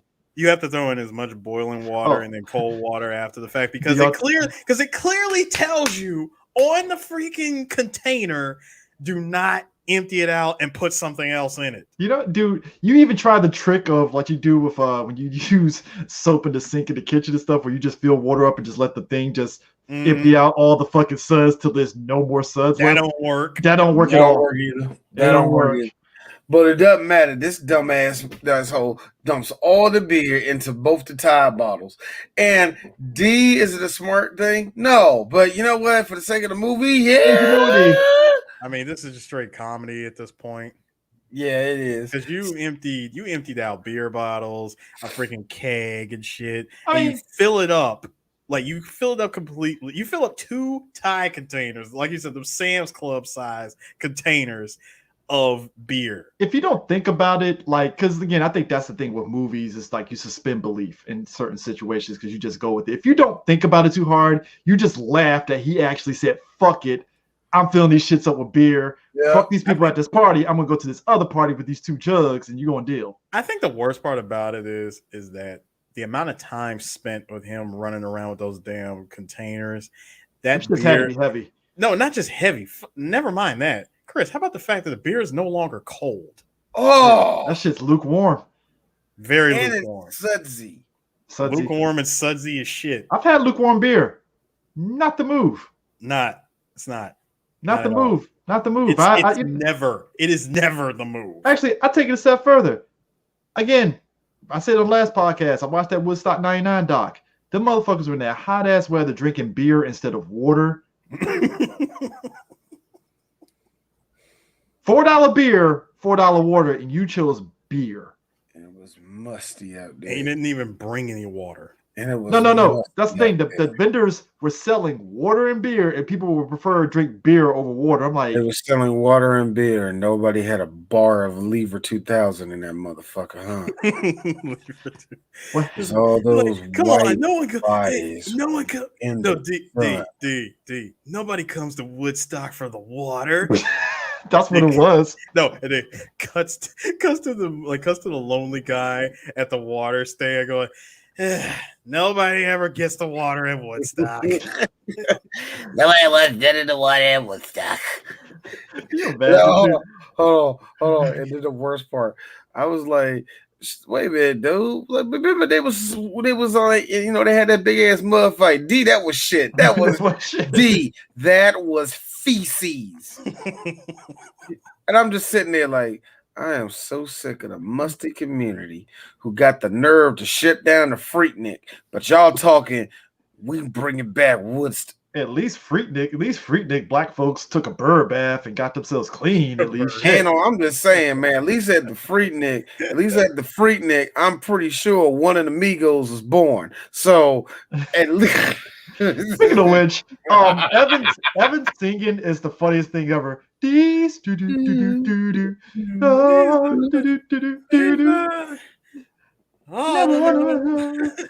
These guys are so fucked up on the marijuana and coke. They don't give a fuck that he's singing horribly. They're just going along with it like, oh my god, this guy is singing. What made it even better is he's not even saying words at this point. He's so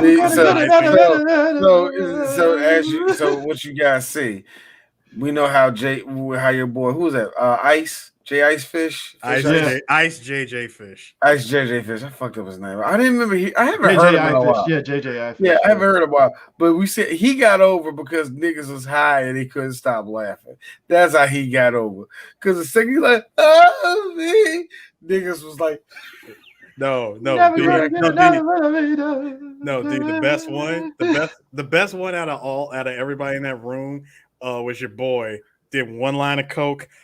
Whoa. Nah, my boy the white. Just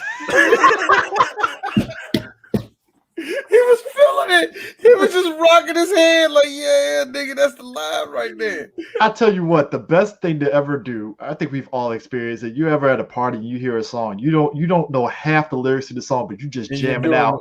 Imagine that's what that was. Now, and imagine somebody hits stop on it and you're still jamming out to it, singing the lyrics, and it's just incomprehensible shit coming out your mouth. You don't know. That's a Bone Thugs and Harmony song right there. You ask me to sing the first of the month, I'm like, I don't know the song. I don't know the lyrics. Chris, you want to know something funny? Bunch of high niggas walking out of a movie theater.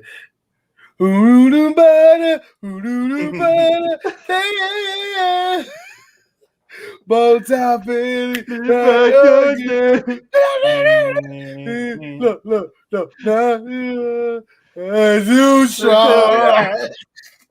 Swear to God, man, that's like drunken karaoke. Actually, spoilers. Me and Eris, the certain movie that came out with the karaoke. I think me and Eris hollered laughing because that's like accurate as shit. When you go to any karaoke and there's alcohol involved, everybody's just singing shit, and you don't know half the lyrics, even with the lyrics right there in front of your goddamn face. When you sing, like when you're drunk and you're singing karaoke, you have to literally scream the lyrics at this point. It's like, that's what everybody does. Like, they don't sing, they yell the lyrics. It's like dude in Rush Hour 2. Oh, ever. My man was butchering. He brought to the full don't stop. To the full don't stop. Like, that is the most racist joke ever, and yet it's fucking hilarious. Yo, for me, me and my boy Tommy, we were singing "My Body" by Gerald Levert, Keith Sweat, and Johnny Gill. Do you want to know some of the best karaoke in the world? In the middle of the no. That's how it was. 9110024. No, I'm gonna show you how it literally was. I like get it to you in the middle. Come on, D. 9110024. That is the only part of the lyrics to that song every black person knows, and they jump now in. With all that crap going on. I can say this. D finally shows up in the movie. Fight! Funniest shit ever when Seth meets the dude. That was always me. Ask anybody in Crossland. D, fight! When Seth meets the dude, he's like, "Is that my girl's period blown in there? We're blood brothers." We're blood brothers. That was a rap. With his eyes wide, and he said, "We're blood brothers." I don't know. No, this is my only problem. I really don't know. What did he think was going to happen? I really don't know.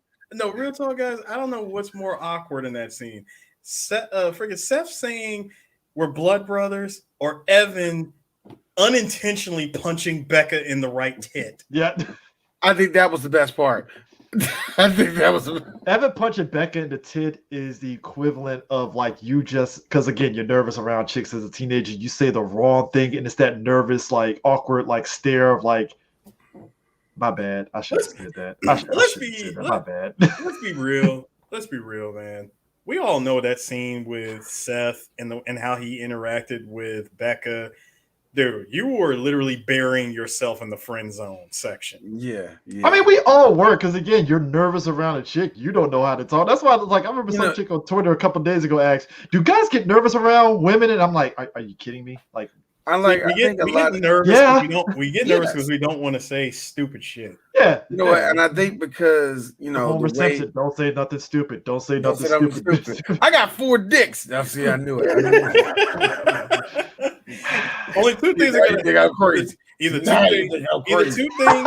things are gonna happen from this. Two things are gonna happen from this. Either she is gonna laugh her fucking ass off, or she's gonna be completely. Oh, you're disgusted. So funny. Listen, she'll either laugh.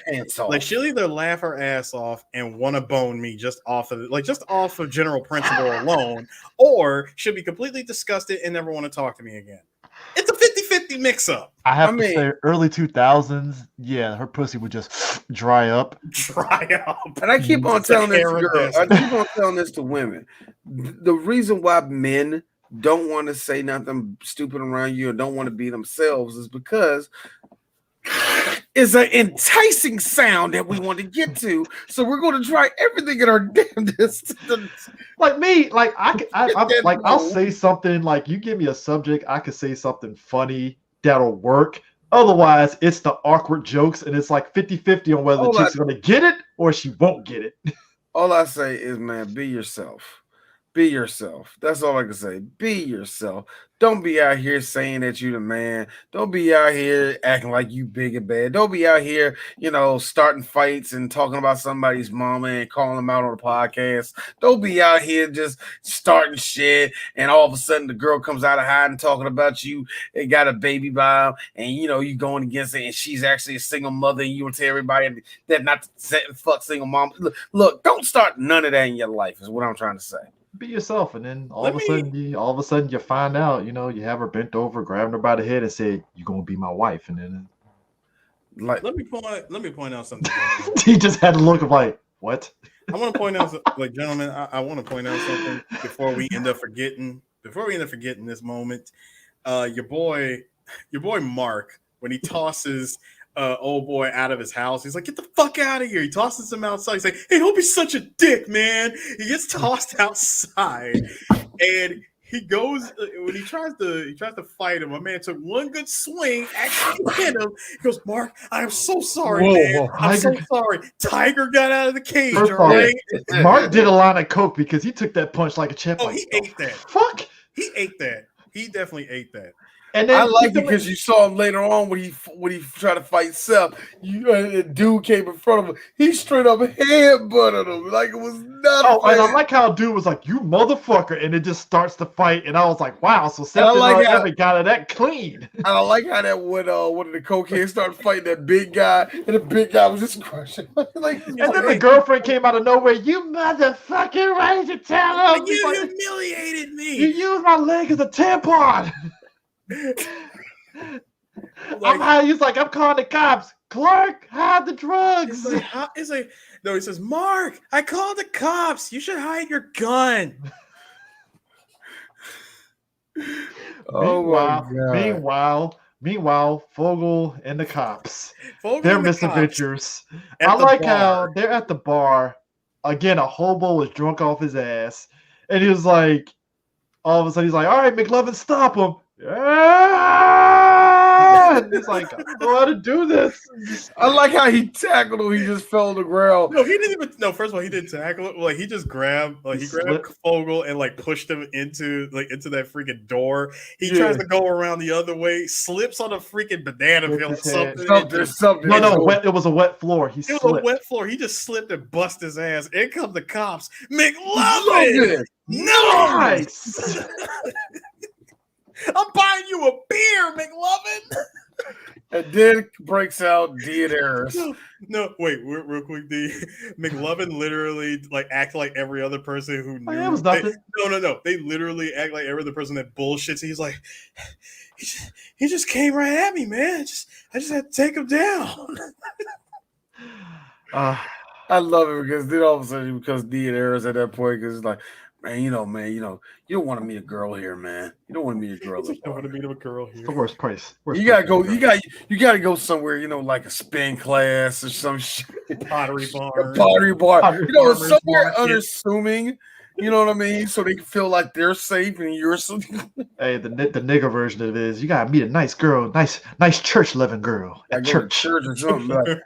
You gotta go somewhere nice, man, like a church, man. Go to a PTA meeting. Nigga, that's where all the big booty mamas be at, nigga. Nah, you go. No, go ahead and take the Eddie Murphy line from Coming to America. So, nah, you don't want to meet him at a club, man. Listen. You want to meet him at a library. Library's good. Church, good place to meet a good girl. Good, clean girl, clean girl. No. Like this place I'm going over here tonight, the Black Expo, gonna be some fine women there. Good, clean girls. That's where I'm going. Shit. Good, clean girl. What is with older black men and saying clean in the way of not even clean in the way that you think it is? It's nice, clean. The reason why back in the 20s and in the 30s, this is not D trying to be funny. Oh, a lot of our great grandmamas was This is why I look at every dude that sits there and says, "Be like your grandmother." I'm like, your grandmother was a hoe. Like, yo, in this case, like some of them was just nasty. Like, no. See, that's why she got 6 kids anyway. No way. Hey guys, that was the other place that you meet a nice girl, a pumpkin patch. A pumpkin patch. It's like that's how. I like how it just turned over there. It's like, yeah, I met my wife in a bar. This very same bar. Yeah, it was this bar. Yeah, it was the very same bar. Yeah, we was right there. She took me in the back, and next thing you know, her lips was on the tip of my penis. And I love it. Oh, you don't gotta tell me that.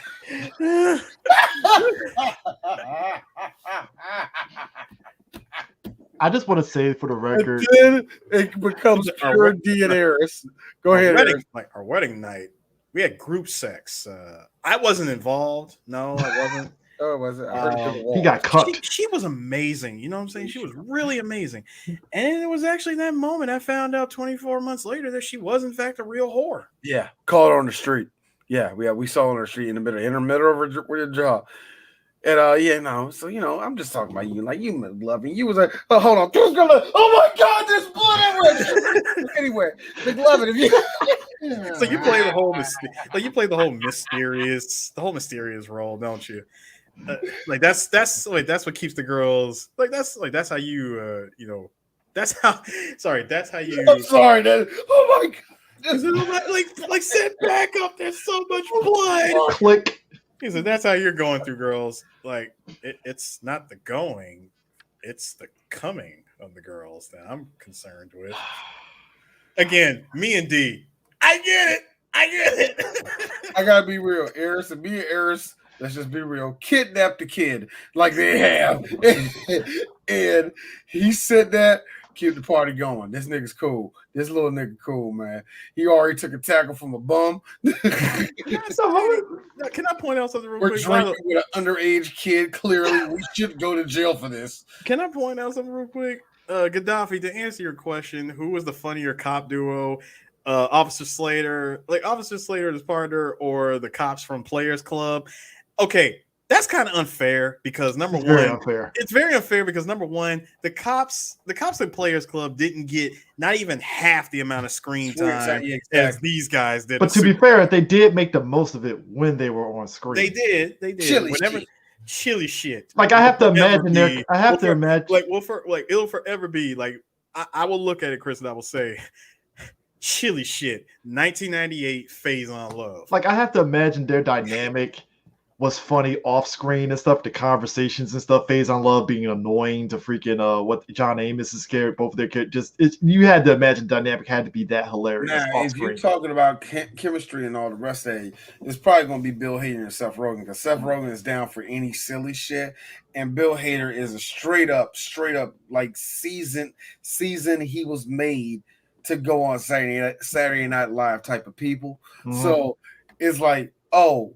You think he's at a 7 with his silliness? He could bring that up to the 10 and have a straight face while he's doing it. You know what I mean? So I think Bill and Seth had to be a little. I think the funniest shit ever is then when McLovin and the officers cross paths with Seth and Evan when they're arguing because at this point, Evan tells Seth, "Hey, me and Fogel were roommates," and like you fucking assholes are going to go to fucking Dartmouth without me. Just what you going to do. That's when you realize Seth loves Evan.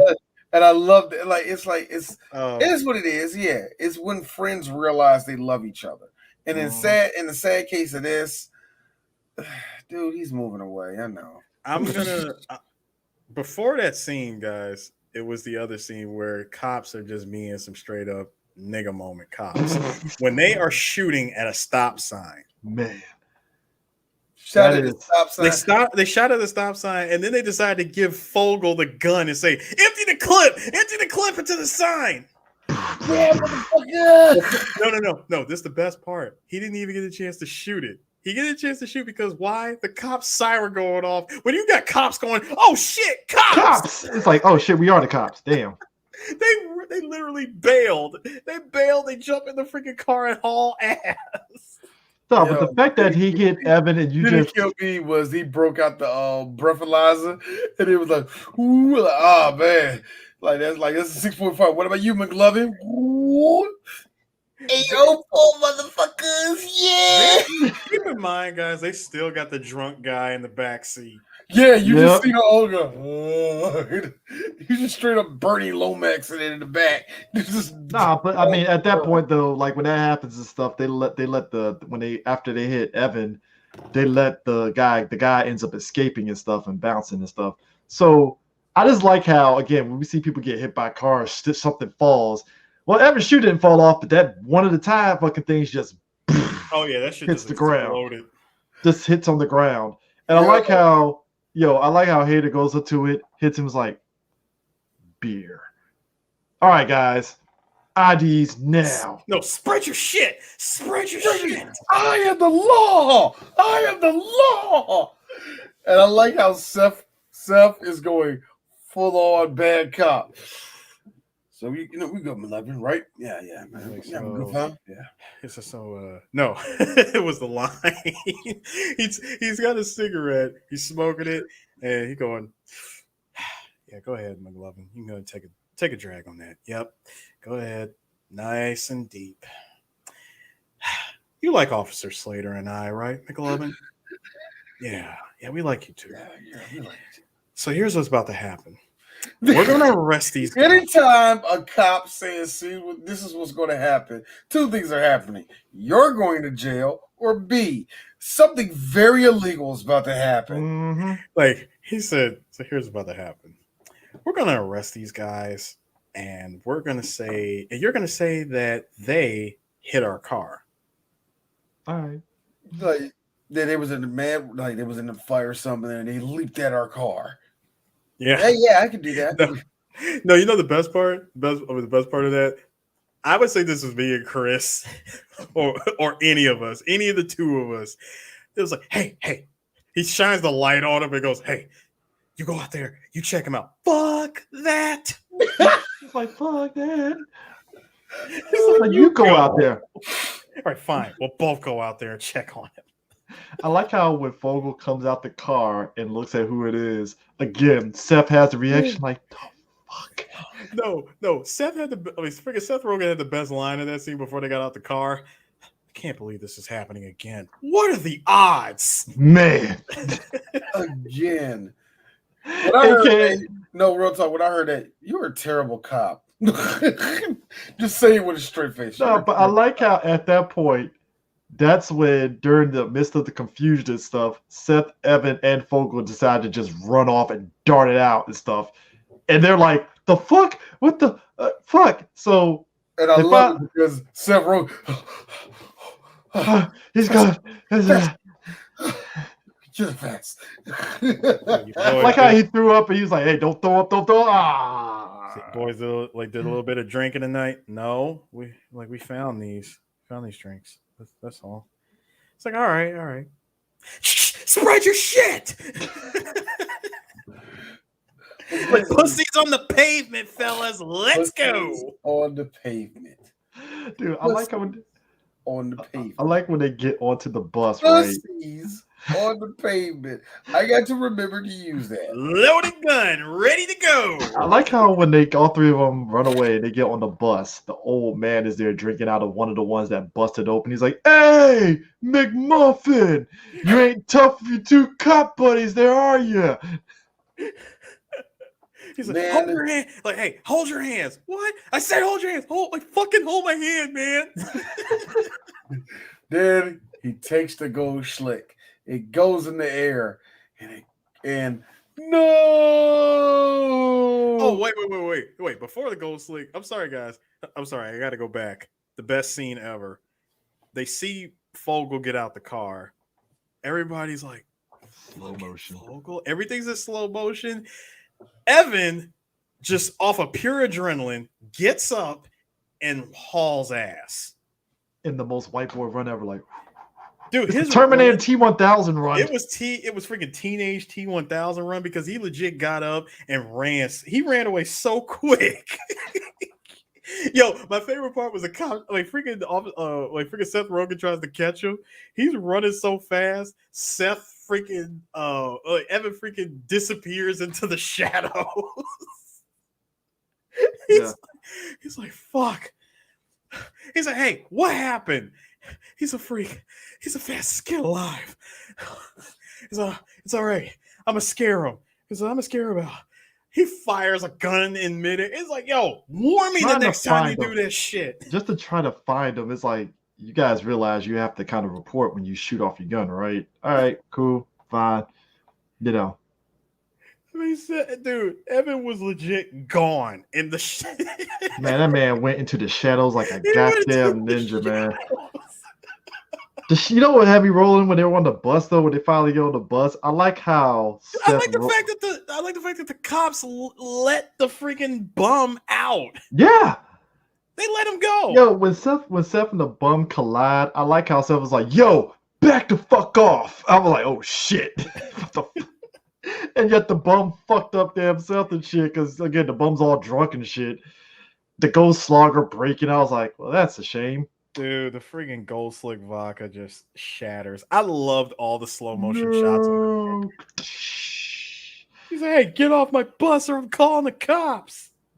When they get to the party, though, that's where it's funny because the things that those guys wanted to do, like you see Seth, he's the life of the party and stuff because he got the alcohol and they're just laughing at I guess he's telling the story because I think they do like a mini montage. Oh, yeah, it was like a super montage. He's there explaining the blood on the thing and all the misadventures of them getting the alcohol and yada, yada, yada and stuff. And in his head, he's drunk and he wants to hook up with Jules and stuff.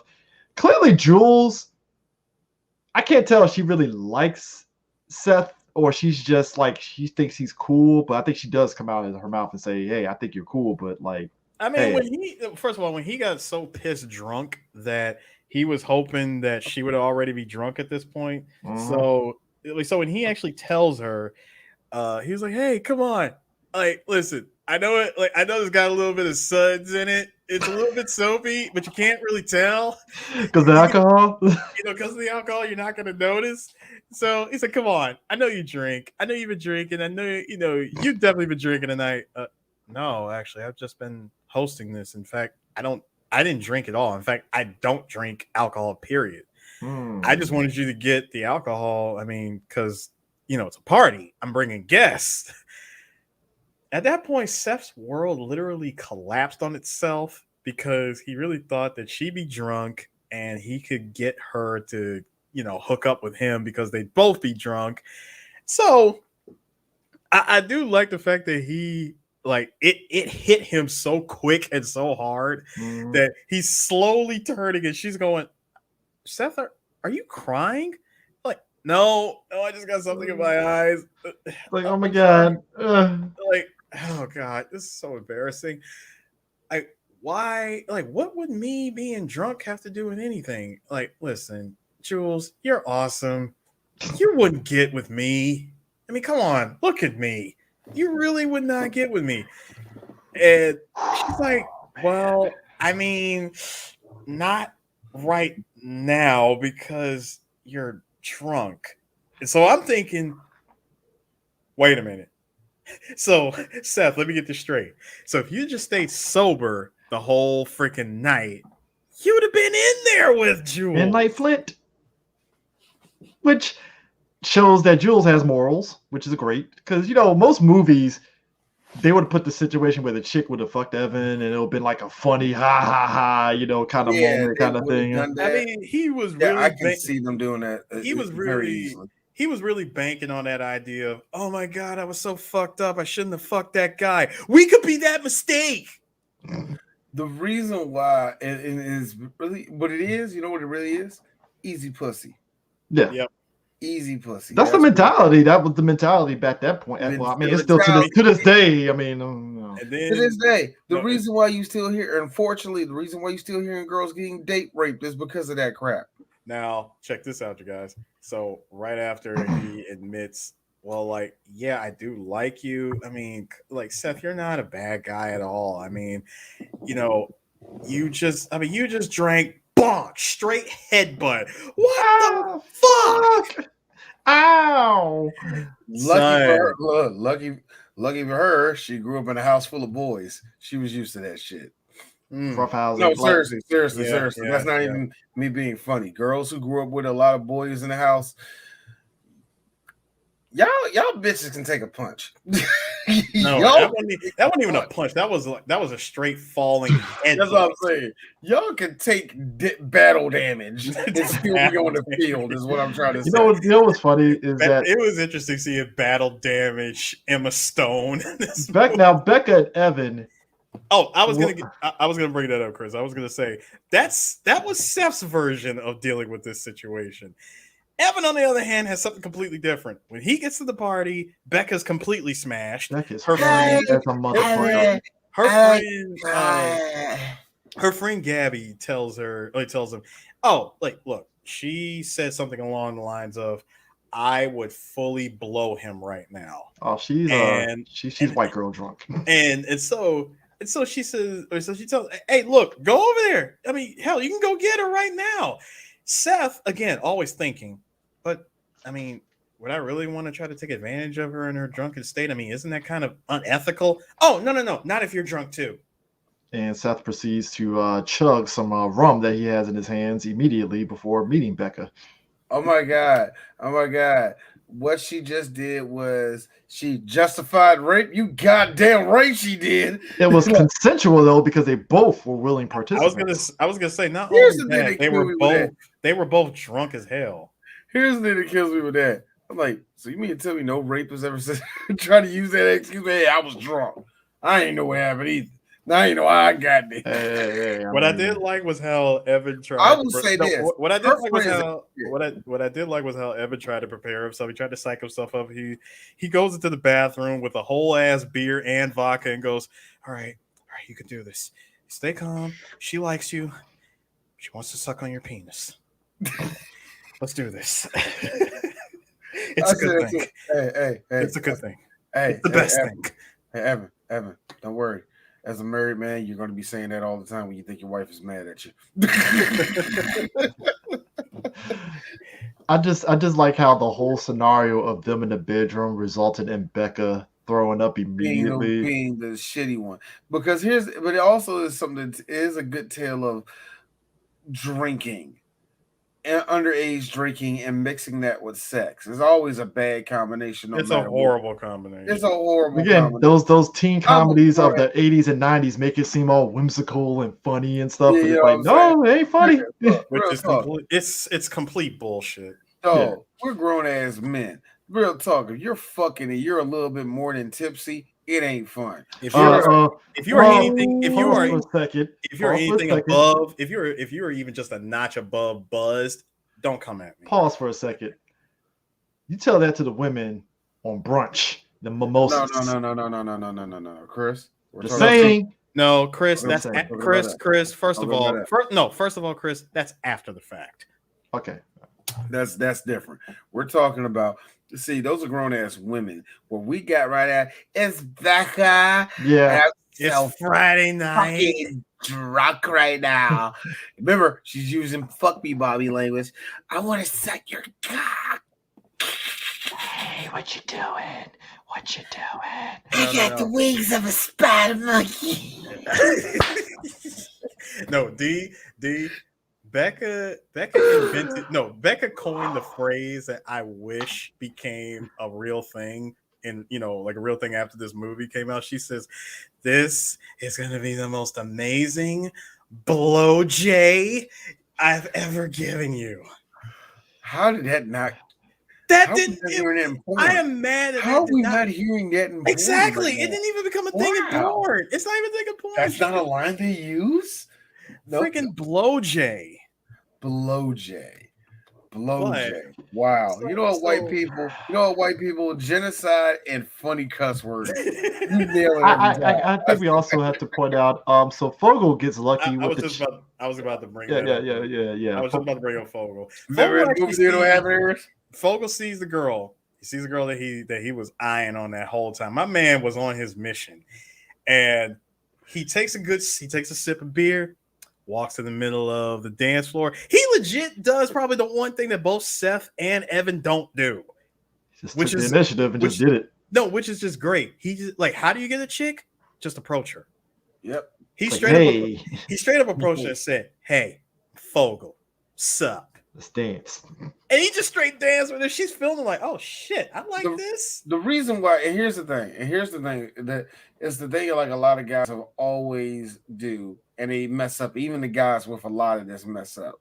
Women like confidence. Yep. They do. Even and the reason why guys rag on guys with a lot of confidence and girls like, well, he got a lot of confidence. No, he's a douche. Douches are guys with a lot of confidence. Those motherfuckers think they can pull every girl in the room, and that's way worse from. Hey, ladies. It can also put out something else that out of everybody, like out of everything that's happening, freaking Fogel is getting the girl that he wanted since the beginning of this movie. Seth is legit making friends at this party. Yep. How does he make friends? Yep. Dude, how does he make friends? Easy. You tell them about the crazy ass, like you tell them the story of the crazy bullshit that you went through to get the freaking booze. Yeah, I mean that's the way you do it. What you find out is, and this is where I kind of connect to it now, is this. You find out that you're great on your own. Yeah, all three of them. You know that you don't need to be with nobody else. That you don't like. I was always around friends, and I was always afraid of being without friends. Which I swear to God, I learned all this in high school. So when Eris left me, nigga, to go to Japan, it was so easy for me. It was so easy for me. It's like, whatever will I do? Breath is like all I did was take a deep breath and say, go to Japan. Get out of here. Get the fuck out of PG. D, but I know it was all about the hood. Fuck this place. Meanwhile, me, a sophisticated guy. Oh no. Anyways. You know what? Chris, number one, D, thank you for listen. I appreciate you feeling the way you felt. Chris, you ain't shit, but I respect it. No, it's like, hey, I was like, that nigga will be back. He'll be back. See, that's the thing that got me. Now hold on. Really... Now hold on. Wait, Chris, hold on, D. See, he says that. I'm on year 7, and Chris is going. He'll be back. Chris is back. He might. He might. No. There was no might. I'm like, I was standing firm in my like, he'll be back. They always come back. Yeah. He was like this. They'll be like, he'll be back. You need me to do that for you, Chris? Thank you. He'll be back. He'll always be back. Bring out that damn content. That nigga sweating. Hey, as soon as Eris mentioned the Olympics and him coming back, I was like, both of you Negroes was like, well, D, I don't owe you money. You know you didn't make a bet for me with that, Chris. I did it. I didn't? Damn. Like, please tell me you two made a bet that I would be back when the Olympics was announced. No, we did not. No, neither of us made we did. No, see, because that would have been hilarious if you did. Like, all right, the Olympics is going on. Shit's about to get real expensive in Japan. Real talk. What's the bet that Eris is going to come back before the Olympics? Real talk. What's the over and under? The whole thing was really Eris was going to be back for a year and go back. What he didn't see was COVID drop kicking everybody in the fucking kneecaps. Absolutely. So look, at the most, real talk, Eris, at the very most, 2022 was when I thought you was officially, well, I'm off back to the West Coast, or, well, off to Japan, or, well, looks like I'm stuck in DC. Look, this is going to be one of them. It's really looking a lot more like option 3, as much as I don't want to admit that. And look. Give it up is for hoes that don't want to finish the dick. Speaking of which, did you just love Fogel blind trying to get into the hole? Yo, this is the thing that had me dying. The way it had me dying, no, I had everybody dying. Remember we was in the movie theater, Eris? Mm-hmm. And right was girls on top of McLovin. Yep. No. Then when she pulls her head back and it's revealed to be McLovin, go ahead, D. McLovin. Nice. All he just said was McLovin, and everybody in the theater was cracking up. Boy, because for whatever reason at that point in the movie, I was living vicariously through McLovin at that point, and I was like, yeah, McLovin got the hot ass chick. He was trying to get it in. He finally got it in. Didn't even get one stroke in before fucking Seth and Hater got it. It's in. He's like, the other girl was just looking at him like, I love the look. I love the look. The best part was him going, it's in, holy shit, it's in. The door gets kicked in. I'm like, now, what people don't do would ever admit is there were McLovin in that one moment when they first had sex. Like, there's a bunch of y'all niggas with tight t-shirts. Yeah, what y'all kings need to do is that did that. I could say for a real hot second there. For a real hot second when he said, holy shit, it's in, bro. Just think about that for a minute. Like, really think about that for a second. McLovin Fogel is the only guy that legit got lucky out of all three of them that night. That's what usually happens. Matter of fact, hold on. That's what usually happens. No, and I'm gonna say this. I'm also gonna say this, Chris. Guys, I'm really gonna say this. The moment he said it's in, oh my god, it's in, his virginity's gone. Yeah, evaporated. Well, you passed. Well, no, once you officially passed the threshold of the vaginal ring, your virginity is gone. Then you get That's what I always say. And here's my friend. No, you gotta come inside of it. Like I was about to say that too. You get that one nigga that want to fucking undermine your achievement. Be like, nah, nigga, you didn't get 5 strokes in. You didn't get 5 strokes in. So ergo, that's not fucking. You didn't lose your virginity. I'm like. You know what? I never understood the whole, let me just put the tip in and the girl gets pregnant. I never understood that until I really understood it. Where, that means y'all still had sex. I thought it was literally, boop. Let me tell you something. There is something to be said. I never hung around asshole dudes like this where I've heard, like, you always get that one asshole dude that'll be like, oh, how many girls you had sex with? 1.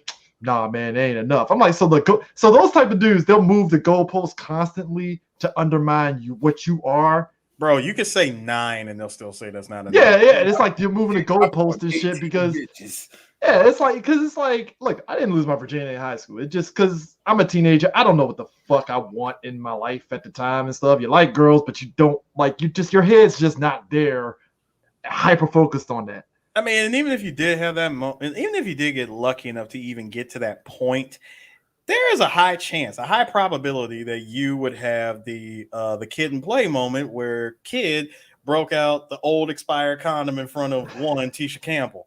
Yeah, and it just didn't happen. And then at that point, hold on. Not only did it not happen, but 2 things was about to go down. See, she was willing to go down if the condom was straight, but then you decide, hey, have you ever considered? No, I've never considered that.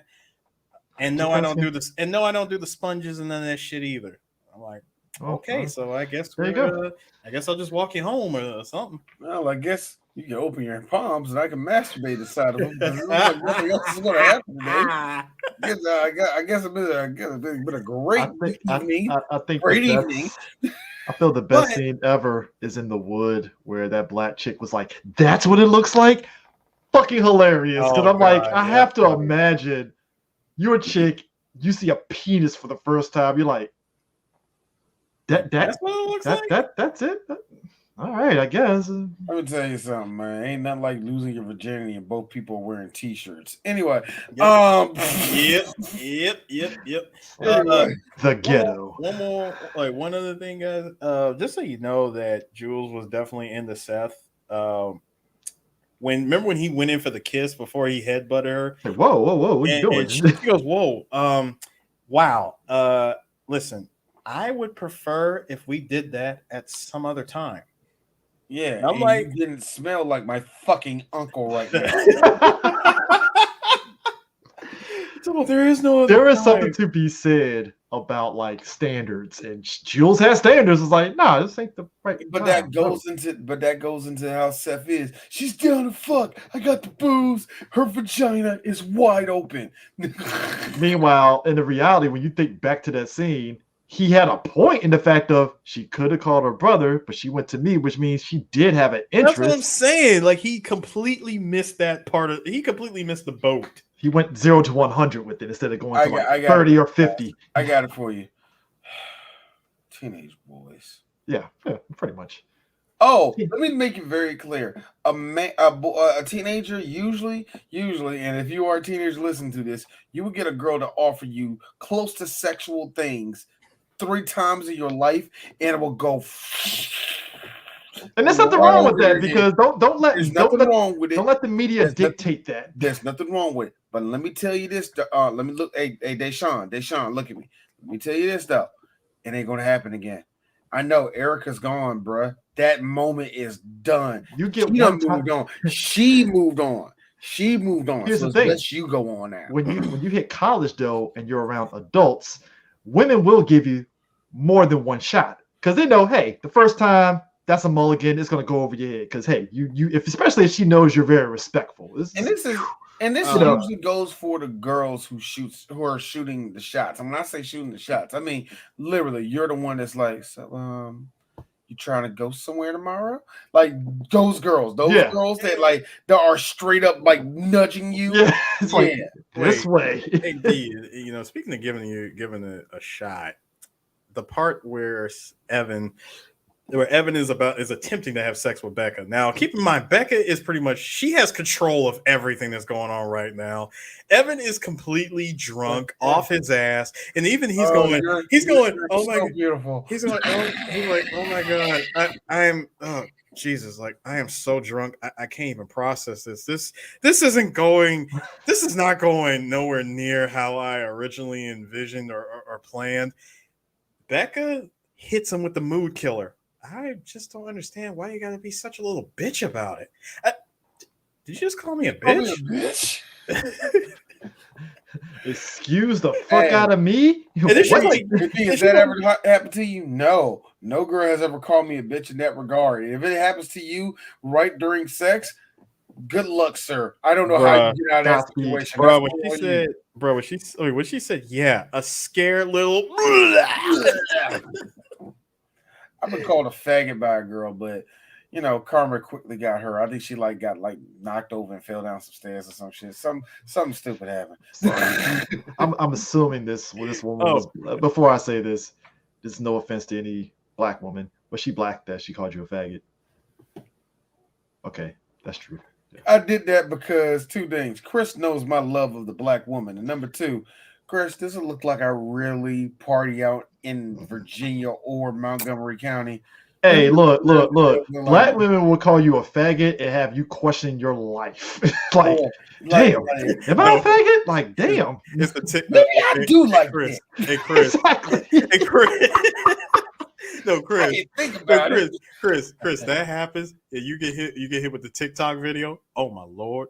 Start playing that song. I know, really, man. Like, hey, at that point, you're over here at Lookout Point. You're at the wharf looking over the ocean.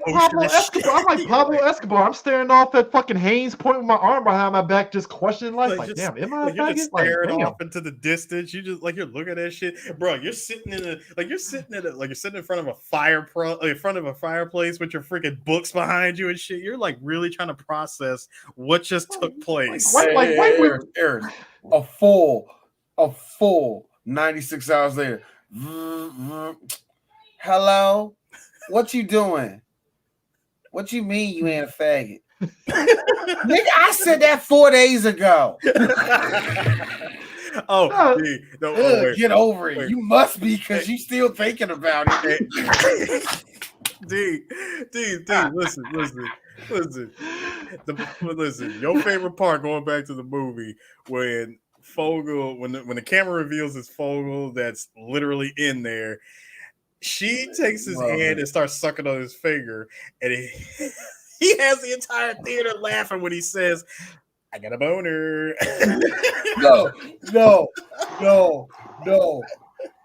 Our boy Bird is crying at this point because he says this. And he goes, do you have a condom? Yeah.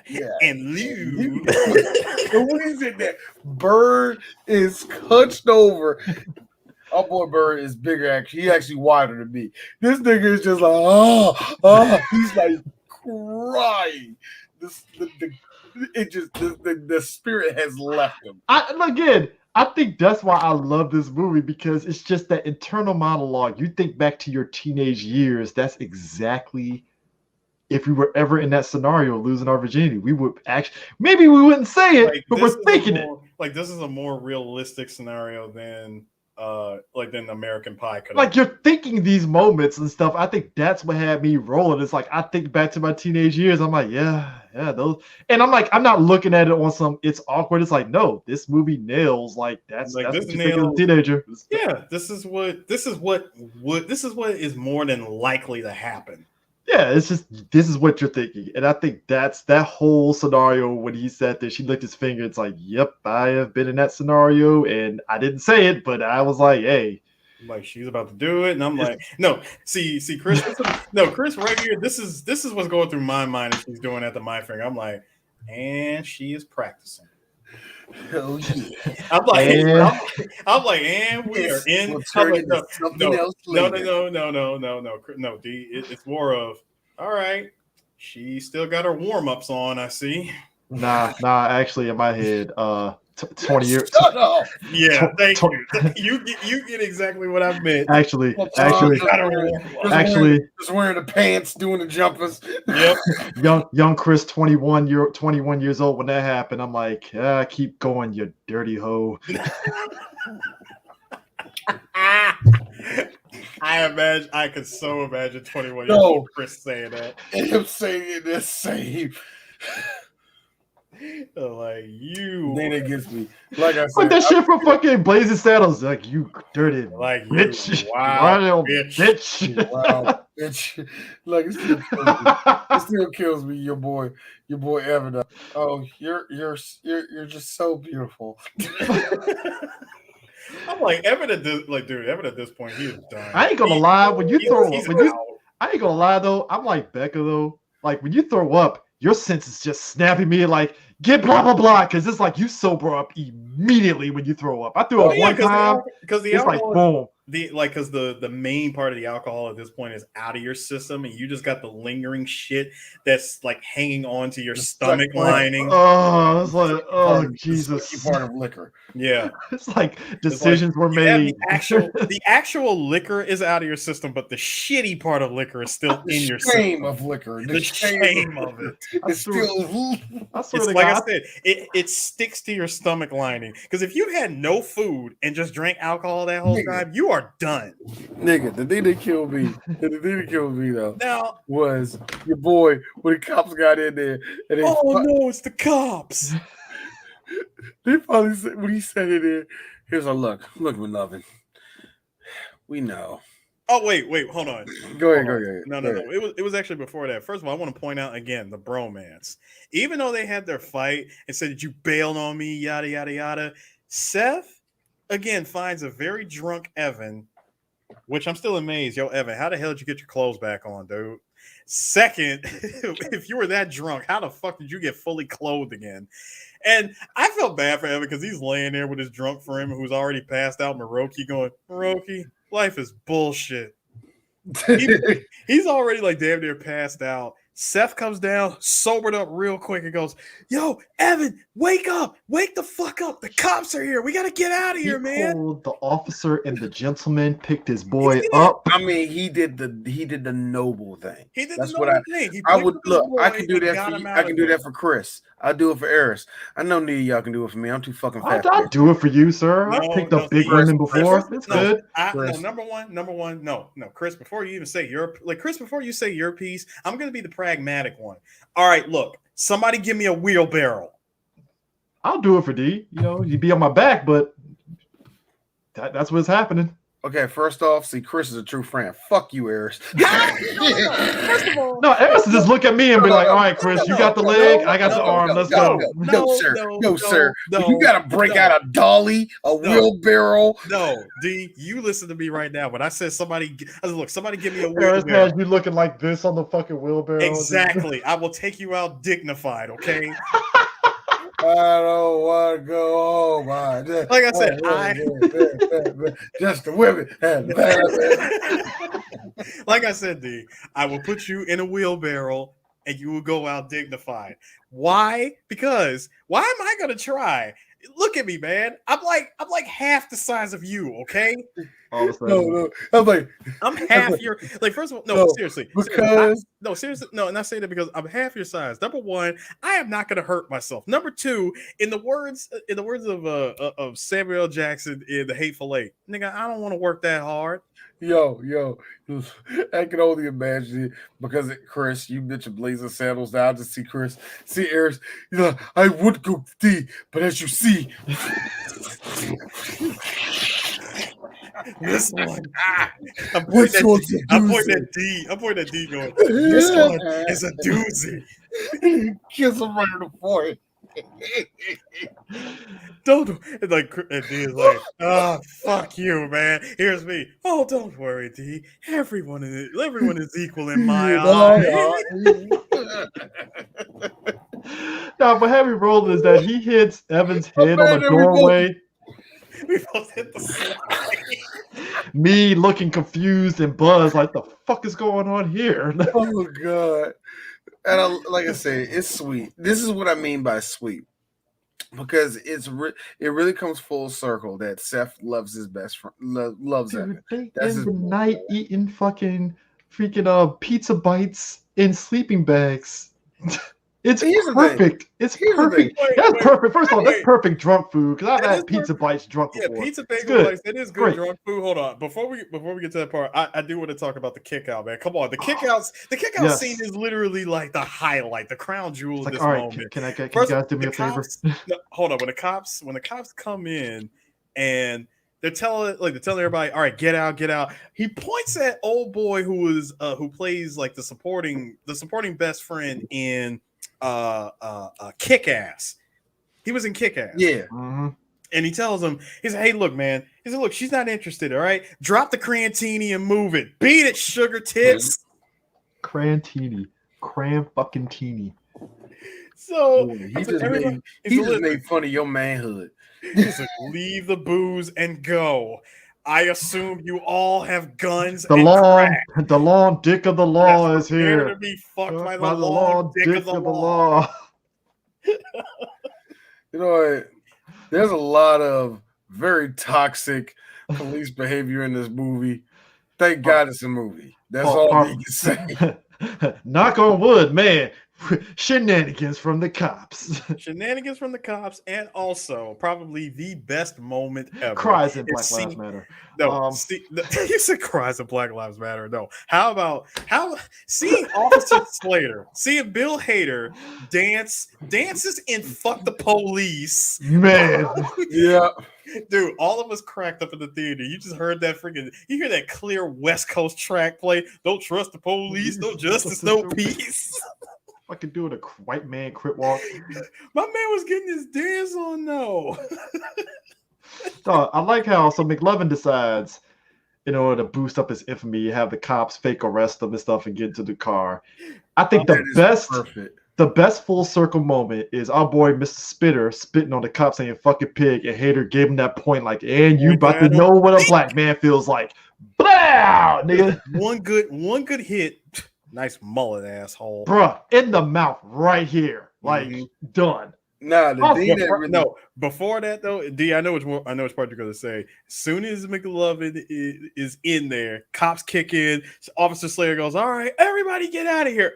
McLovin! Bro, like what happened, man? Like you ran out on us, man. Like what? Like why'd you do that? I thought we were friends. Like, wait, hold up. Are you violating that girl? Are you violating that girl with your penis? That wasn't the part I was going to bring up. I forgot about the violating. You sit down. You sit the fuck down. He's like, Stevens, get in. Like, Michael's, get in here. He said, McLovin was violating this chick with his penis. That's what he was doing. Like, wait, whoa. What are you, like, come here, man. What are you doing? Like, what are you doing, man? Do you realize what you just done? You cock block McLovin. We're not supposed to be doing that, man. We're supposed to be guiding his cock, not blocking it. I think the best part of this is when they're having that heart-to-heart with each other and they give themselves the hug and the same chick is looking at them like, the fuck? It just runs out. And they're like, holy shit. It's like, holy shit, McLovin, were you just getting laid? Nice. No, the part that had me rolling was, the part that really, truly had me rolling. And remember in the movie theater, people were clapping because it was such a full circle moment. Was the second beloved with the police when they were in the squad car. He was like, yeah, wait for me, babe. And we're there. She's like this. He was going to take me to Hawaii. We were going to go to Hawaii. Everybody, Chris, when I say everybody in that movie theater was like, yeah. Because number one, because everything that McLovin said was going to work actually worked. Everybody, look how everybody was watching him getting carried out by both cops going, holy shit, McLovin's a badass. Like, no. They said Fogel. Sorry. Like, holy shit, Fogel's a badass. Yeah, fuck this. Wait for me, babe. He was like, Nicole, wait for me, babe. Wait for me on the outside. I like how they get in the car and it's like, yeah, this shit's gonna get you laid, man. Totally now, get you laid. Now going back to when they finally catch him in bed and they finally sit down, they're like, look, like McLovin, we're sorry, man. This has gone way, way too far. And listen, we know you're not 25. We're not idiots, McLovin. Look, when we saw you in the liquor store, I mean, we saw a little bit of ourselves, and we just wanted to prove to you that, hey, cops can have a good time. And I think we wanted to prove to ourselves that we could have a good time too. So, listen, it's any consolation. Puts his hand on his knee and says, I'm sorry I blocked your cock. Apology accepted. I'm sorry I blocked your cock. I'm sorry I blocked it. You know what? I just realized something, guys. We have been on YouTube and we have said a lot of words. I feel there's certain words in the African American vernacular that we just won't say. Cock is just. I feel that's just white people. They have a stake to claim on that. No, that's theirs. Because you will never hear a black. You tell a black woman cock, they're gonna look at you like, fucking retarded or something. Like, what? Black girls have a different definition of cock. See, here's the thing. Normal dicks you see, those is dicks. A cock, you know a cock when you see one. Like if a chick, like I seen a chick literally, like when I I forgot who it was. I saw some chick tweet out, no bullshit, black chick. You remember Drago's son from Creed 2, right? Yeah. Mm-hmm. Chick literally said when she saw the scene when he was working out and shit, doing the ropes and shit. Chick literally sat there and said, "I will suck the skin off that dude's dick." I was like, you know what? Only a black woman could say dick with conviction. Like with that. Conviction. With conviction. I will suck the skin off the dick. Not cock, dick. Yes. White girls say cock. Yes, they do. Cock. They do. Like remember, like I said, that's part of part of fuck me Bobby speech. Fuck me Bobby, pull your dick out, Bobby. That's why I do not watch white people porn because See, I would say it's the white. Like first of all, the white girls in porn who have done more than 20 black scenes. They're the ones that say dick with convention. Yeah, like Janet Mason. Yeah, she says dick a lot. Yep. Brandy Love refuses to say dick. I don't know why. It's just yeah, guys. Hey, so why does Sarah J keep on saying cock? Because her face is shaped like one. So look, the point is, I know. It's not like Sarah J's gonna pop up on 3BG. I know another. Yes, has been. I know another one. Shut up, both of you. Stop it. I wish the Foot Clan sign would stop it. Up here. Stop it right now. Damn it. Let me get my point across. First of all, with seeing like how the hell your shit eating the shape of your face? First of all, another one who says it was straight up conviction is my girl Sierra West. Yeah. Oh god, that's funny. Yeah. That's fucking funny. So that's because Brandy Love. Well, then again, we found out Brandy Love is MAGA, so of course she doesn't say dick. Makes sense. I mean, now something. But she says nigger all the time. especially in those cop pornos. Oh, of course she does. Oh, of course she does. B-roll, Pilks. B-roll. B-roll. God. Wow. But anyway, thank you for that. But anyways, the like cutting back to Seth and freaking Evan crashing in the basement. These two pull out the freaking sleeping bag. Stop. I'm sorry. Real quick, I did hear Misty Stone in one movie when movie said the word cock. Here's me. Bitch, you didn't believe that. I can feel the conviction in that, man.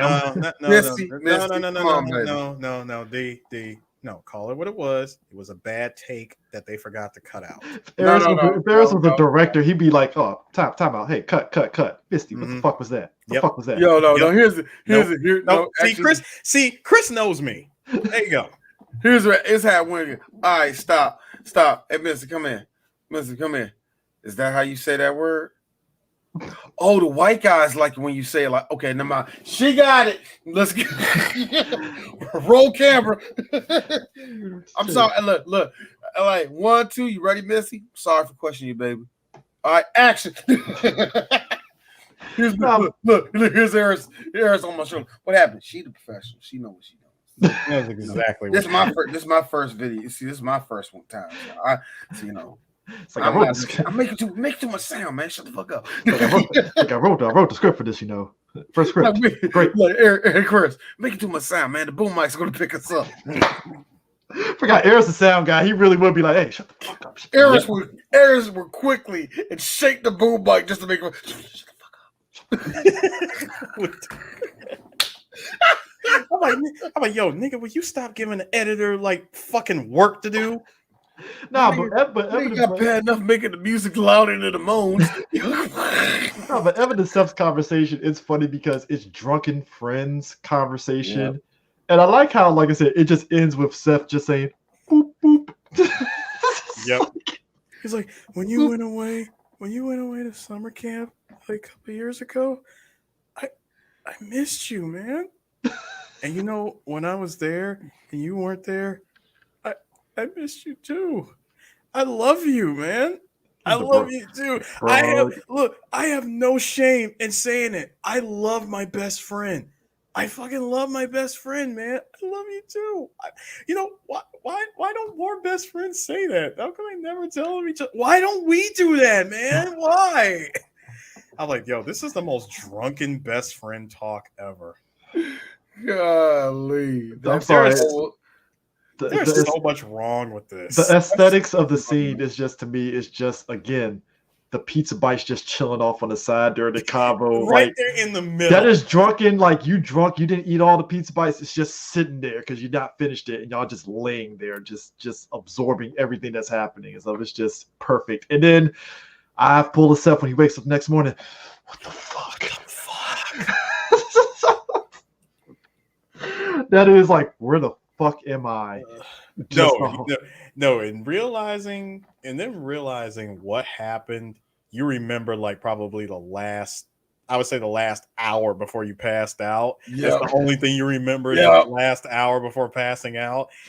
At that point, he sobers up and he goes, all right, shit, you want to go to the mall? I need a new comforter and stuff. Yeah. Well, I guess we could do that. Your mom's got huge tits. All right, let's go. Also, I like how the subplot of Seth getting his car towed doesn't even get resolved. It never got resolved. It's not even a nitpick. It's just funny to me. Seth's car get towed and it's like, nothing. I mean, it was a piece of shit Geo, so bear in mind, this was like in the span of what the last 9 days. No, not even 2 days. Like not 2 days. It was like the last 12 hours. Yeah, 12 hours. So it's like was literally 12 hours. The days before. I'm thinking like the day or two before. Nah, this is like 12 hours. The day that he was supposed to go get the alcohol, his car was towed. Mm-hmm. Yeah. So, and this was all in the span of literally a day. Yeah. No, it's not. I'm not nitpicking that. It's just funny that thing just like. And again, I think it's one of those situations where you don't think about it because like, it's irrelevant. It's just one of those things that happened in the movie, and that's it and stuff. So, yeah. But prior to that, in that night, the cops again take Fogel to the freaking empty parking lot, and they're like, yeah, here's like this is a signed statement saying that you are a witness to a crackhead who took our squad car and did God knows what with it. What was your name again? Fogel. Nah, fuck that. We're calling you McLovin. I love that part. Because I think, don't you remember everybody in the theater clapped at that part? I think the whole the whole scene is funny because they're doing this and it's like, all right, we got to make it like it's an accident. And whatever Hader was thinking about, his character was thinking about, he fucked up because he's like, oh shit, spun around, hit the side of the car on the lamppost, and the shit falls down. And I was like, well, shit. My man gets out, of course, completely unscathed, saying, all right, let's do this. Shoot it up. They didn't even shoot it yet. First, they just covered it in beer and alcohol and then light it on fire. And then after they watched it burn, they're like, okay. This is when you know the director's like, no, keep it rolling. Keep it rolling. Right, keep it rolling. So can we shoot at it? I don't know. Can we? Can you? They give him the gun. My man takes one shot, shoots out the window, goes, ha! Break yourself, fool! Bah, bah, bah, bah, bah. I remember the whole movie there to crack it up. My man does the gangster shot, and I swear this shit needs to be a freaking GIF. Somebody needs to make a GIF file of him emptying the clip, going, Give tight. me 2 seconds. Oh my god, man! But like when they get to the mall, so Becca and Jules are there because Becca threw up on Jules sheets and stuff, so they're getting new comforters and stuff there. Jules has a big ass black eye and stuff, and Seth is apologizing. Hey, I'm sorry for doing that. I didn't want to be sorry to be an asshole and all that stuff. He's like, oh well, you know what you gotta do, right? You gotta buy me some, She's like, you want to hey, Seth, do you want to buy me some cover up? Seeing how you are responsible for this. Yeah, sure. You are. And then she did. That also meant come out and hang out with me, you dumbass. I like how she did the eye thing, like that means. Yep. It's like, hey, do you want to, seeing how you are sober? Do you remember? Does anybody remember anything? I love how both Evan and Becca don't remember anything. And they go, and I think I like how the movie ends with like, well, Jules has a car, and then Evan has a car, and they just go their separate ways and stuff. And it's that like Evan is going down the escalator, and Seth is just sitting there, and it's like that goodbye. Like, I guess this is the end. No, I do like when he says he's like, so I guess I'll call you, and like, yeah, I guess I can hit you up. I have your information. Yeah, have your information. It's all good. No, what about when they were in the clothing store, right? Yeah. And Seth's like, I just thought of something. I should actually buy like older looking clothes, because like that outfit. They make me look more mature. So, the pants, they were like a little bit tighter. So I'm gonna get these. So he's trying on like the tightest pants in the store, and I mean they hug his ass. And the best part was like, I should wear them like this so that you could like, so that way the girls, they could see like the borders and the outline of my dick a little bit, and just from him saying, I'm like, dude, that's your angle. That's what you're going with, Chris. What do you see? No, it was something else that's on the screen. So yeah, he's like, they're like, oh man, whew, that was a crazy test. Oh shit. He's I'm rocking the male camel toe there. I got like this whole thing going. It's like ball, dick, ball. Wow. God, man. Like I said, the ending for it was just kind of like very sweet and stuff. Just kind of like, I guess this is not the end, but just like, hey, we got our own lives ahead of us kind of thing, but we'll still be in contact. But like, it wasn't done in like a bittersweet thing. It was just like, hey, we got our lives. It came off bittersweet to me. It came off bittersweet to me because eventually they're going to have to break up. They're going to have to go to college. They're going to have to be split from apart from each other. I mean, they're clearly going to two separate colleges too.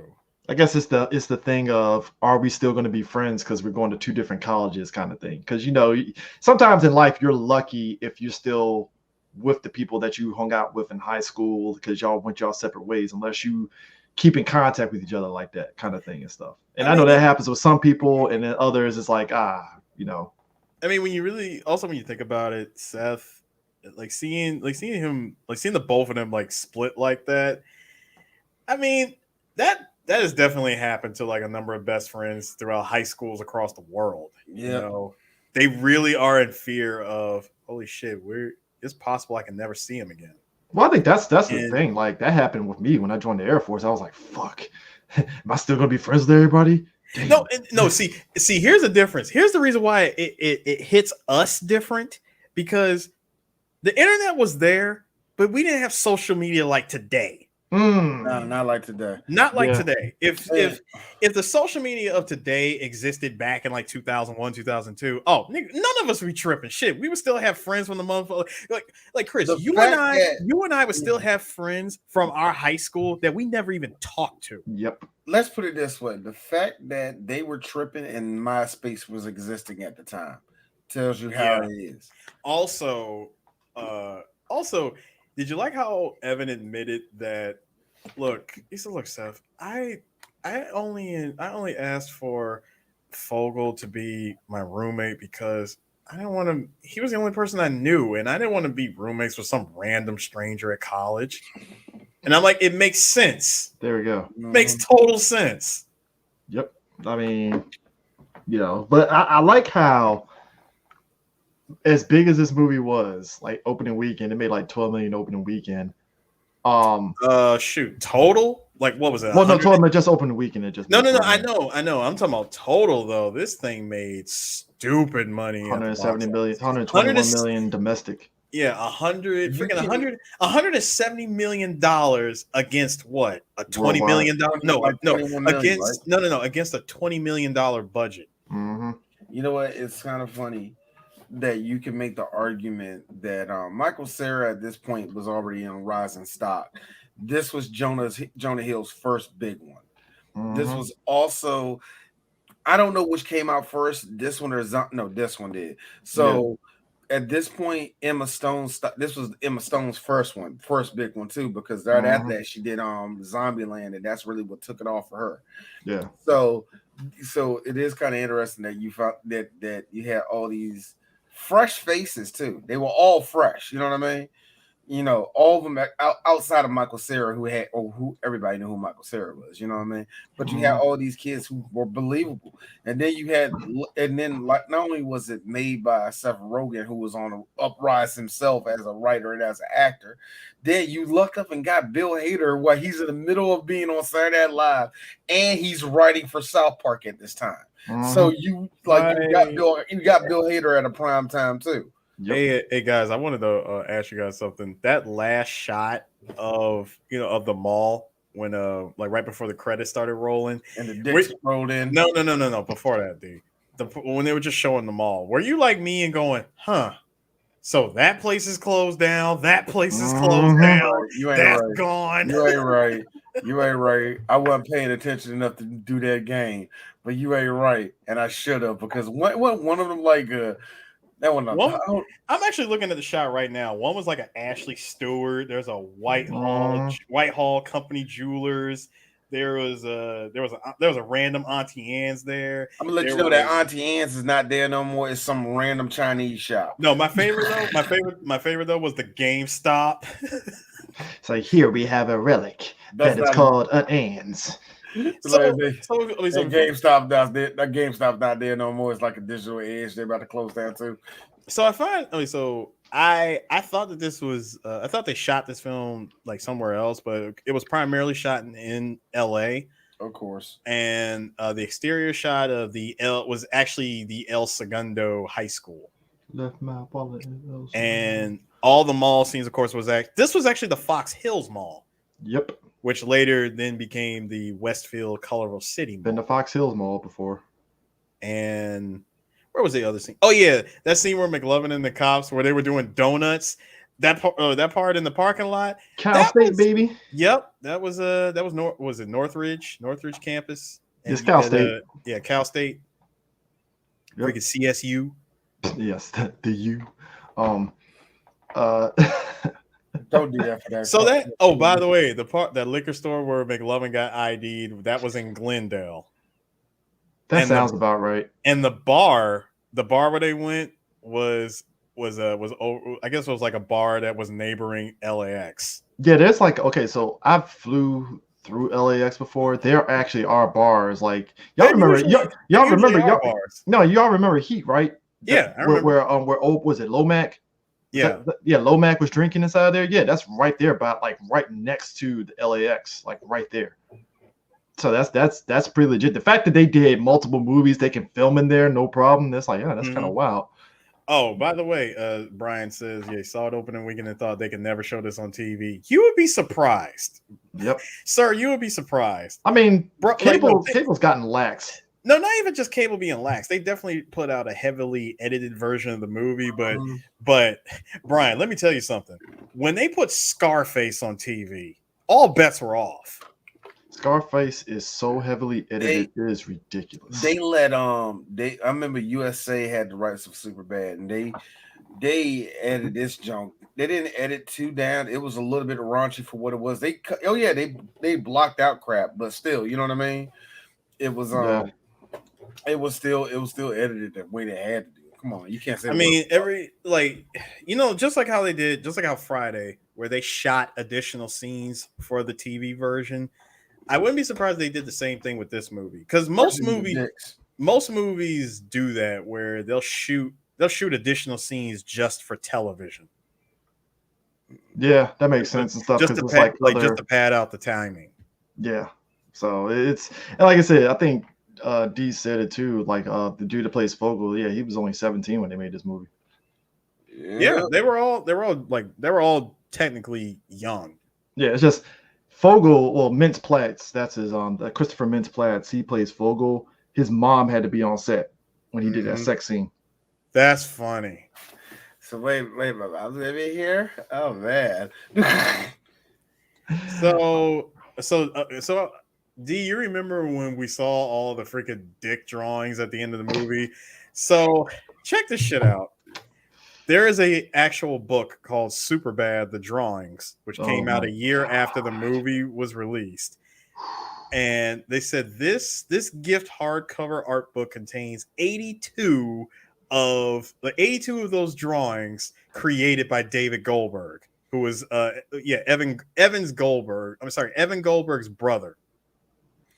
It was Evan Goldberg's brother who drew all those pictures. And ladies and gentlemen, you cannot get it because it's out of print.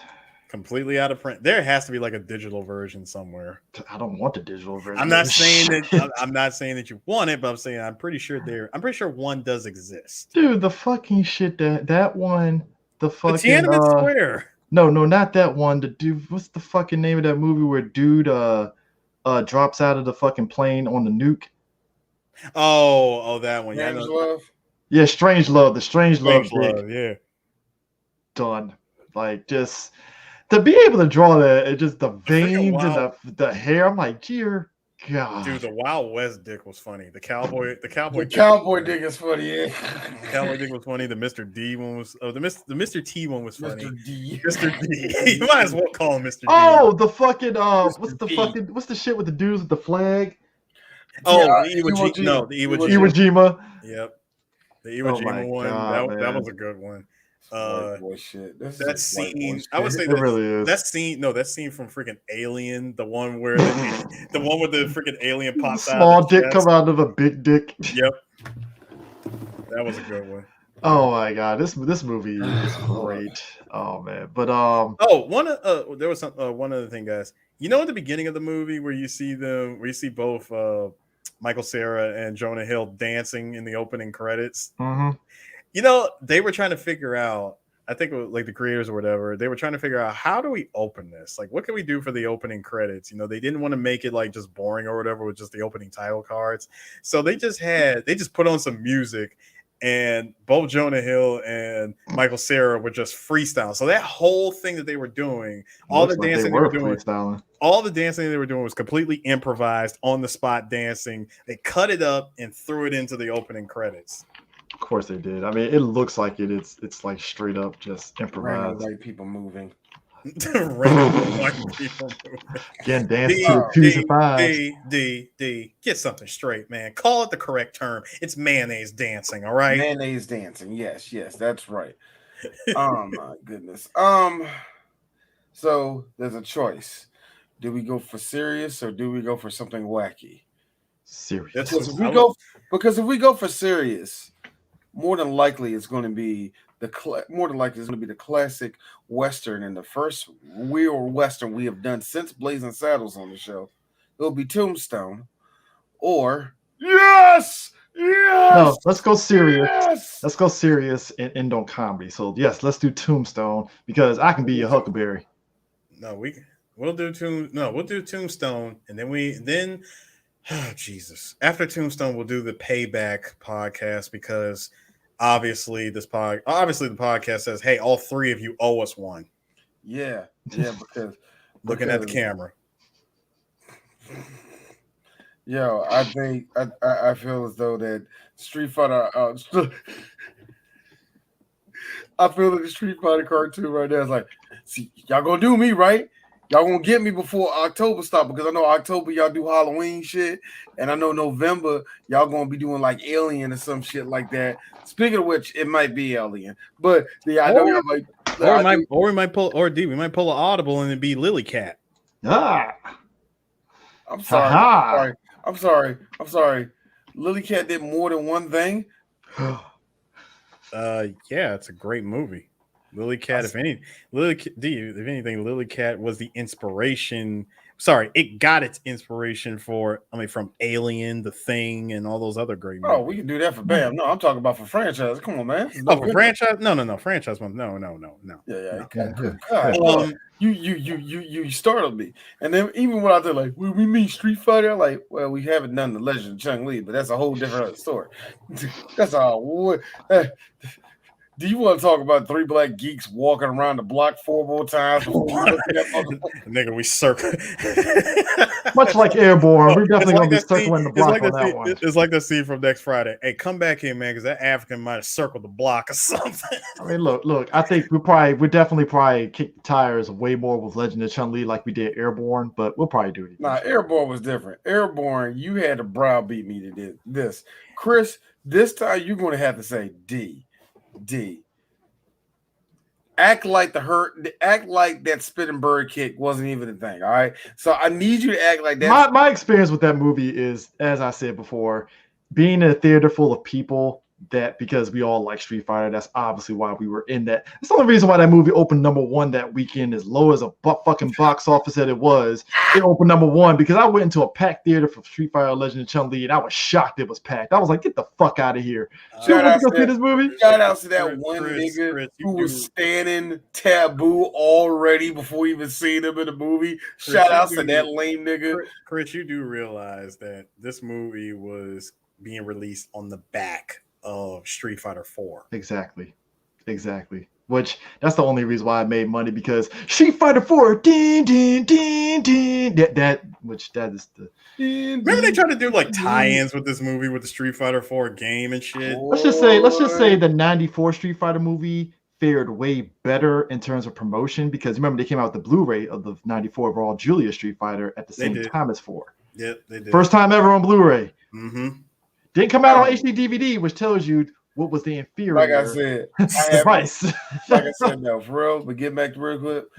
I got this feeling that Street Fighter is just going to be looking at us, and then Prime is going to call me right at the bare end of September. So we're not doing that, are we, my dude? No. All right. If it is same, click. Anyway, one other thing, D. So I do find it interesting that we are going to do Tombstone. I'm ready for it. It's going to be, I believe it'll be a good show. And like you said, this will be our first Western since Blazing Saddles. You know, I'm surprised. Yeah. I'm surprised.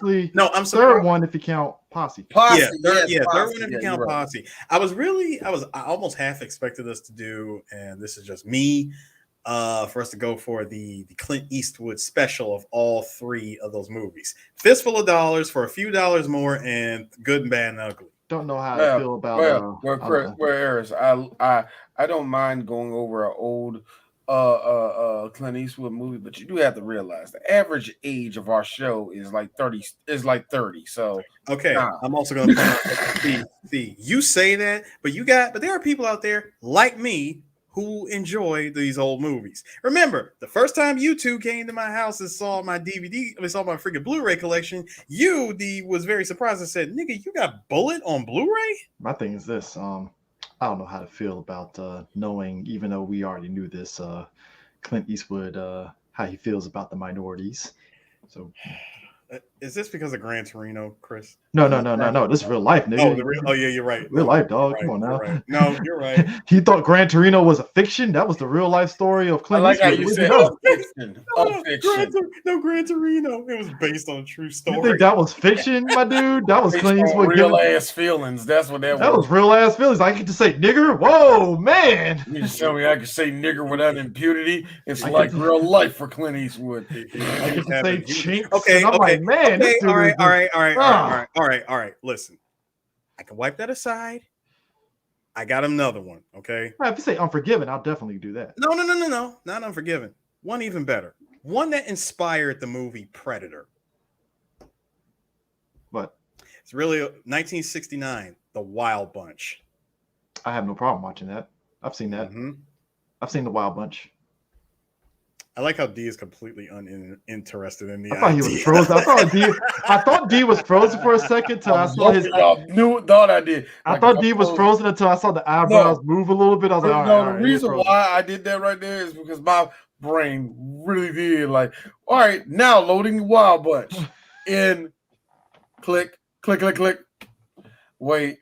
Boom, blue screen. It's the Mega 64 now loading. No. First, come on, guys. The best opening line in that movie ever. If they move, kill them. It's such a fucking boomer line. Maybe that's why I like Captain America. If they hurt you, hurt them back. If you die, walk it off. Fucking boomer. This goddamn boomer over here telling people that if they die, walk it off. If you die, walk it off. I mean, don't get it twisted. That's a hard ass line, but motherfucker, man, I bet first off you just said boomer line. Oh my god, it really is a boomer. So anyway, nobody say no. Seriously, don't nobody say that shit. Look. We're gonna get ready to do another Western, so that's gonna be live, whatever. Anyway, this show is going on long enough, and remember, everybody, when you turn this show off, think about penises. It's McLovin, baby.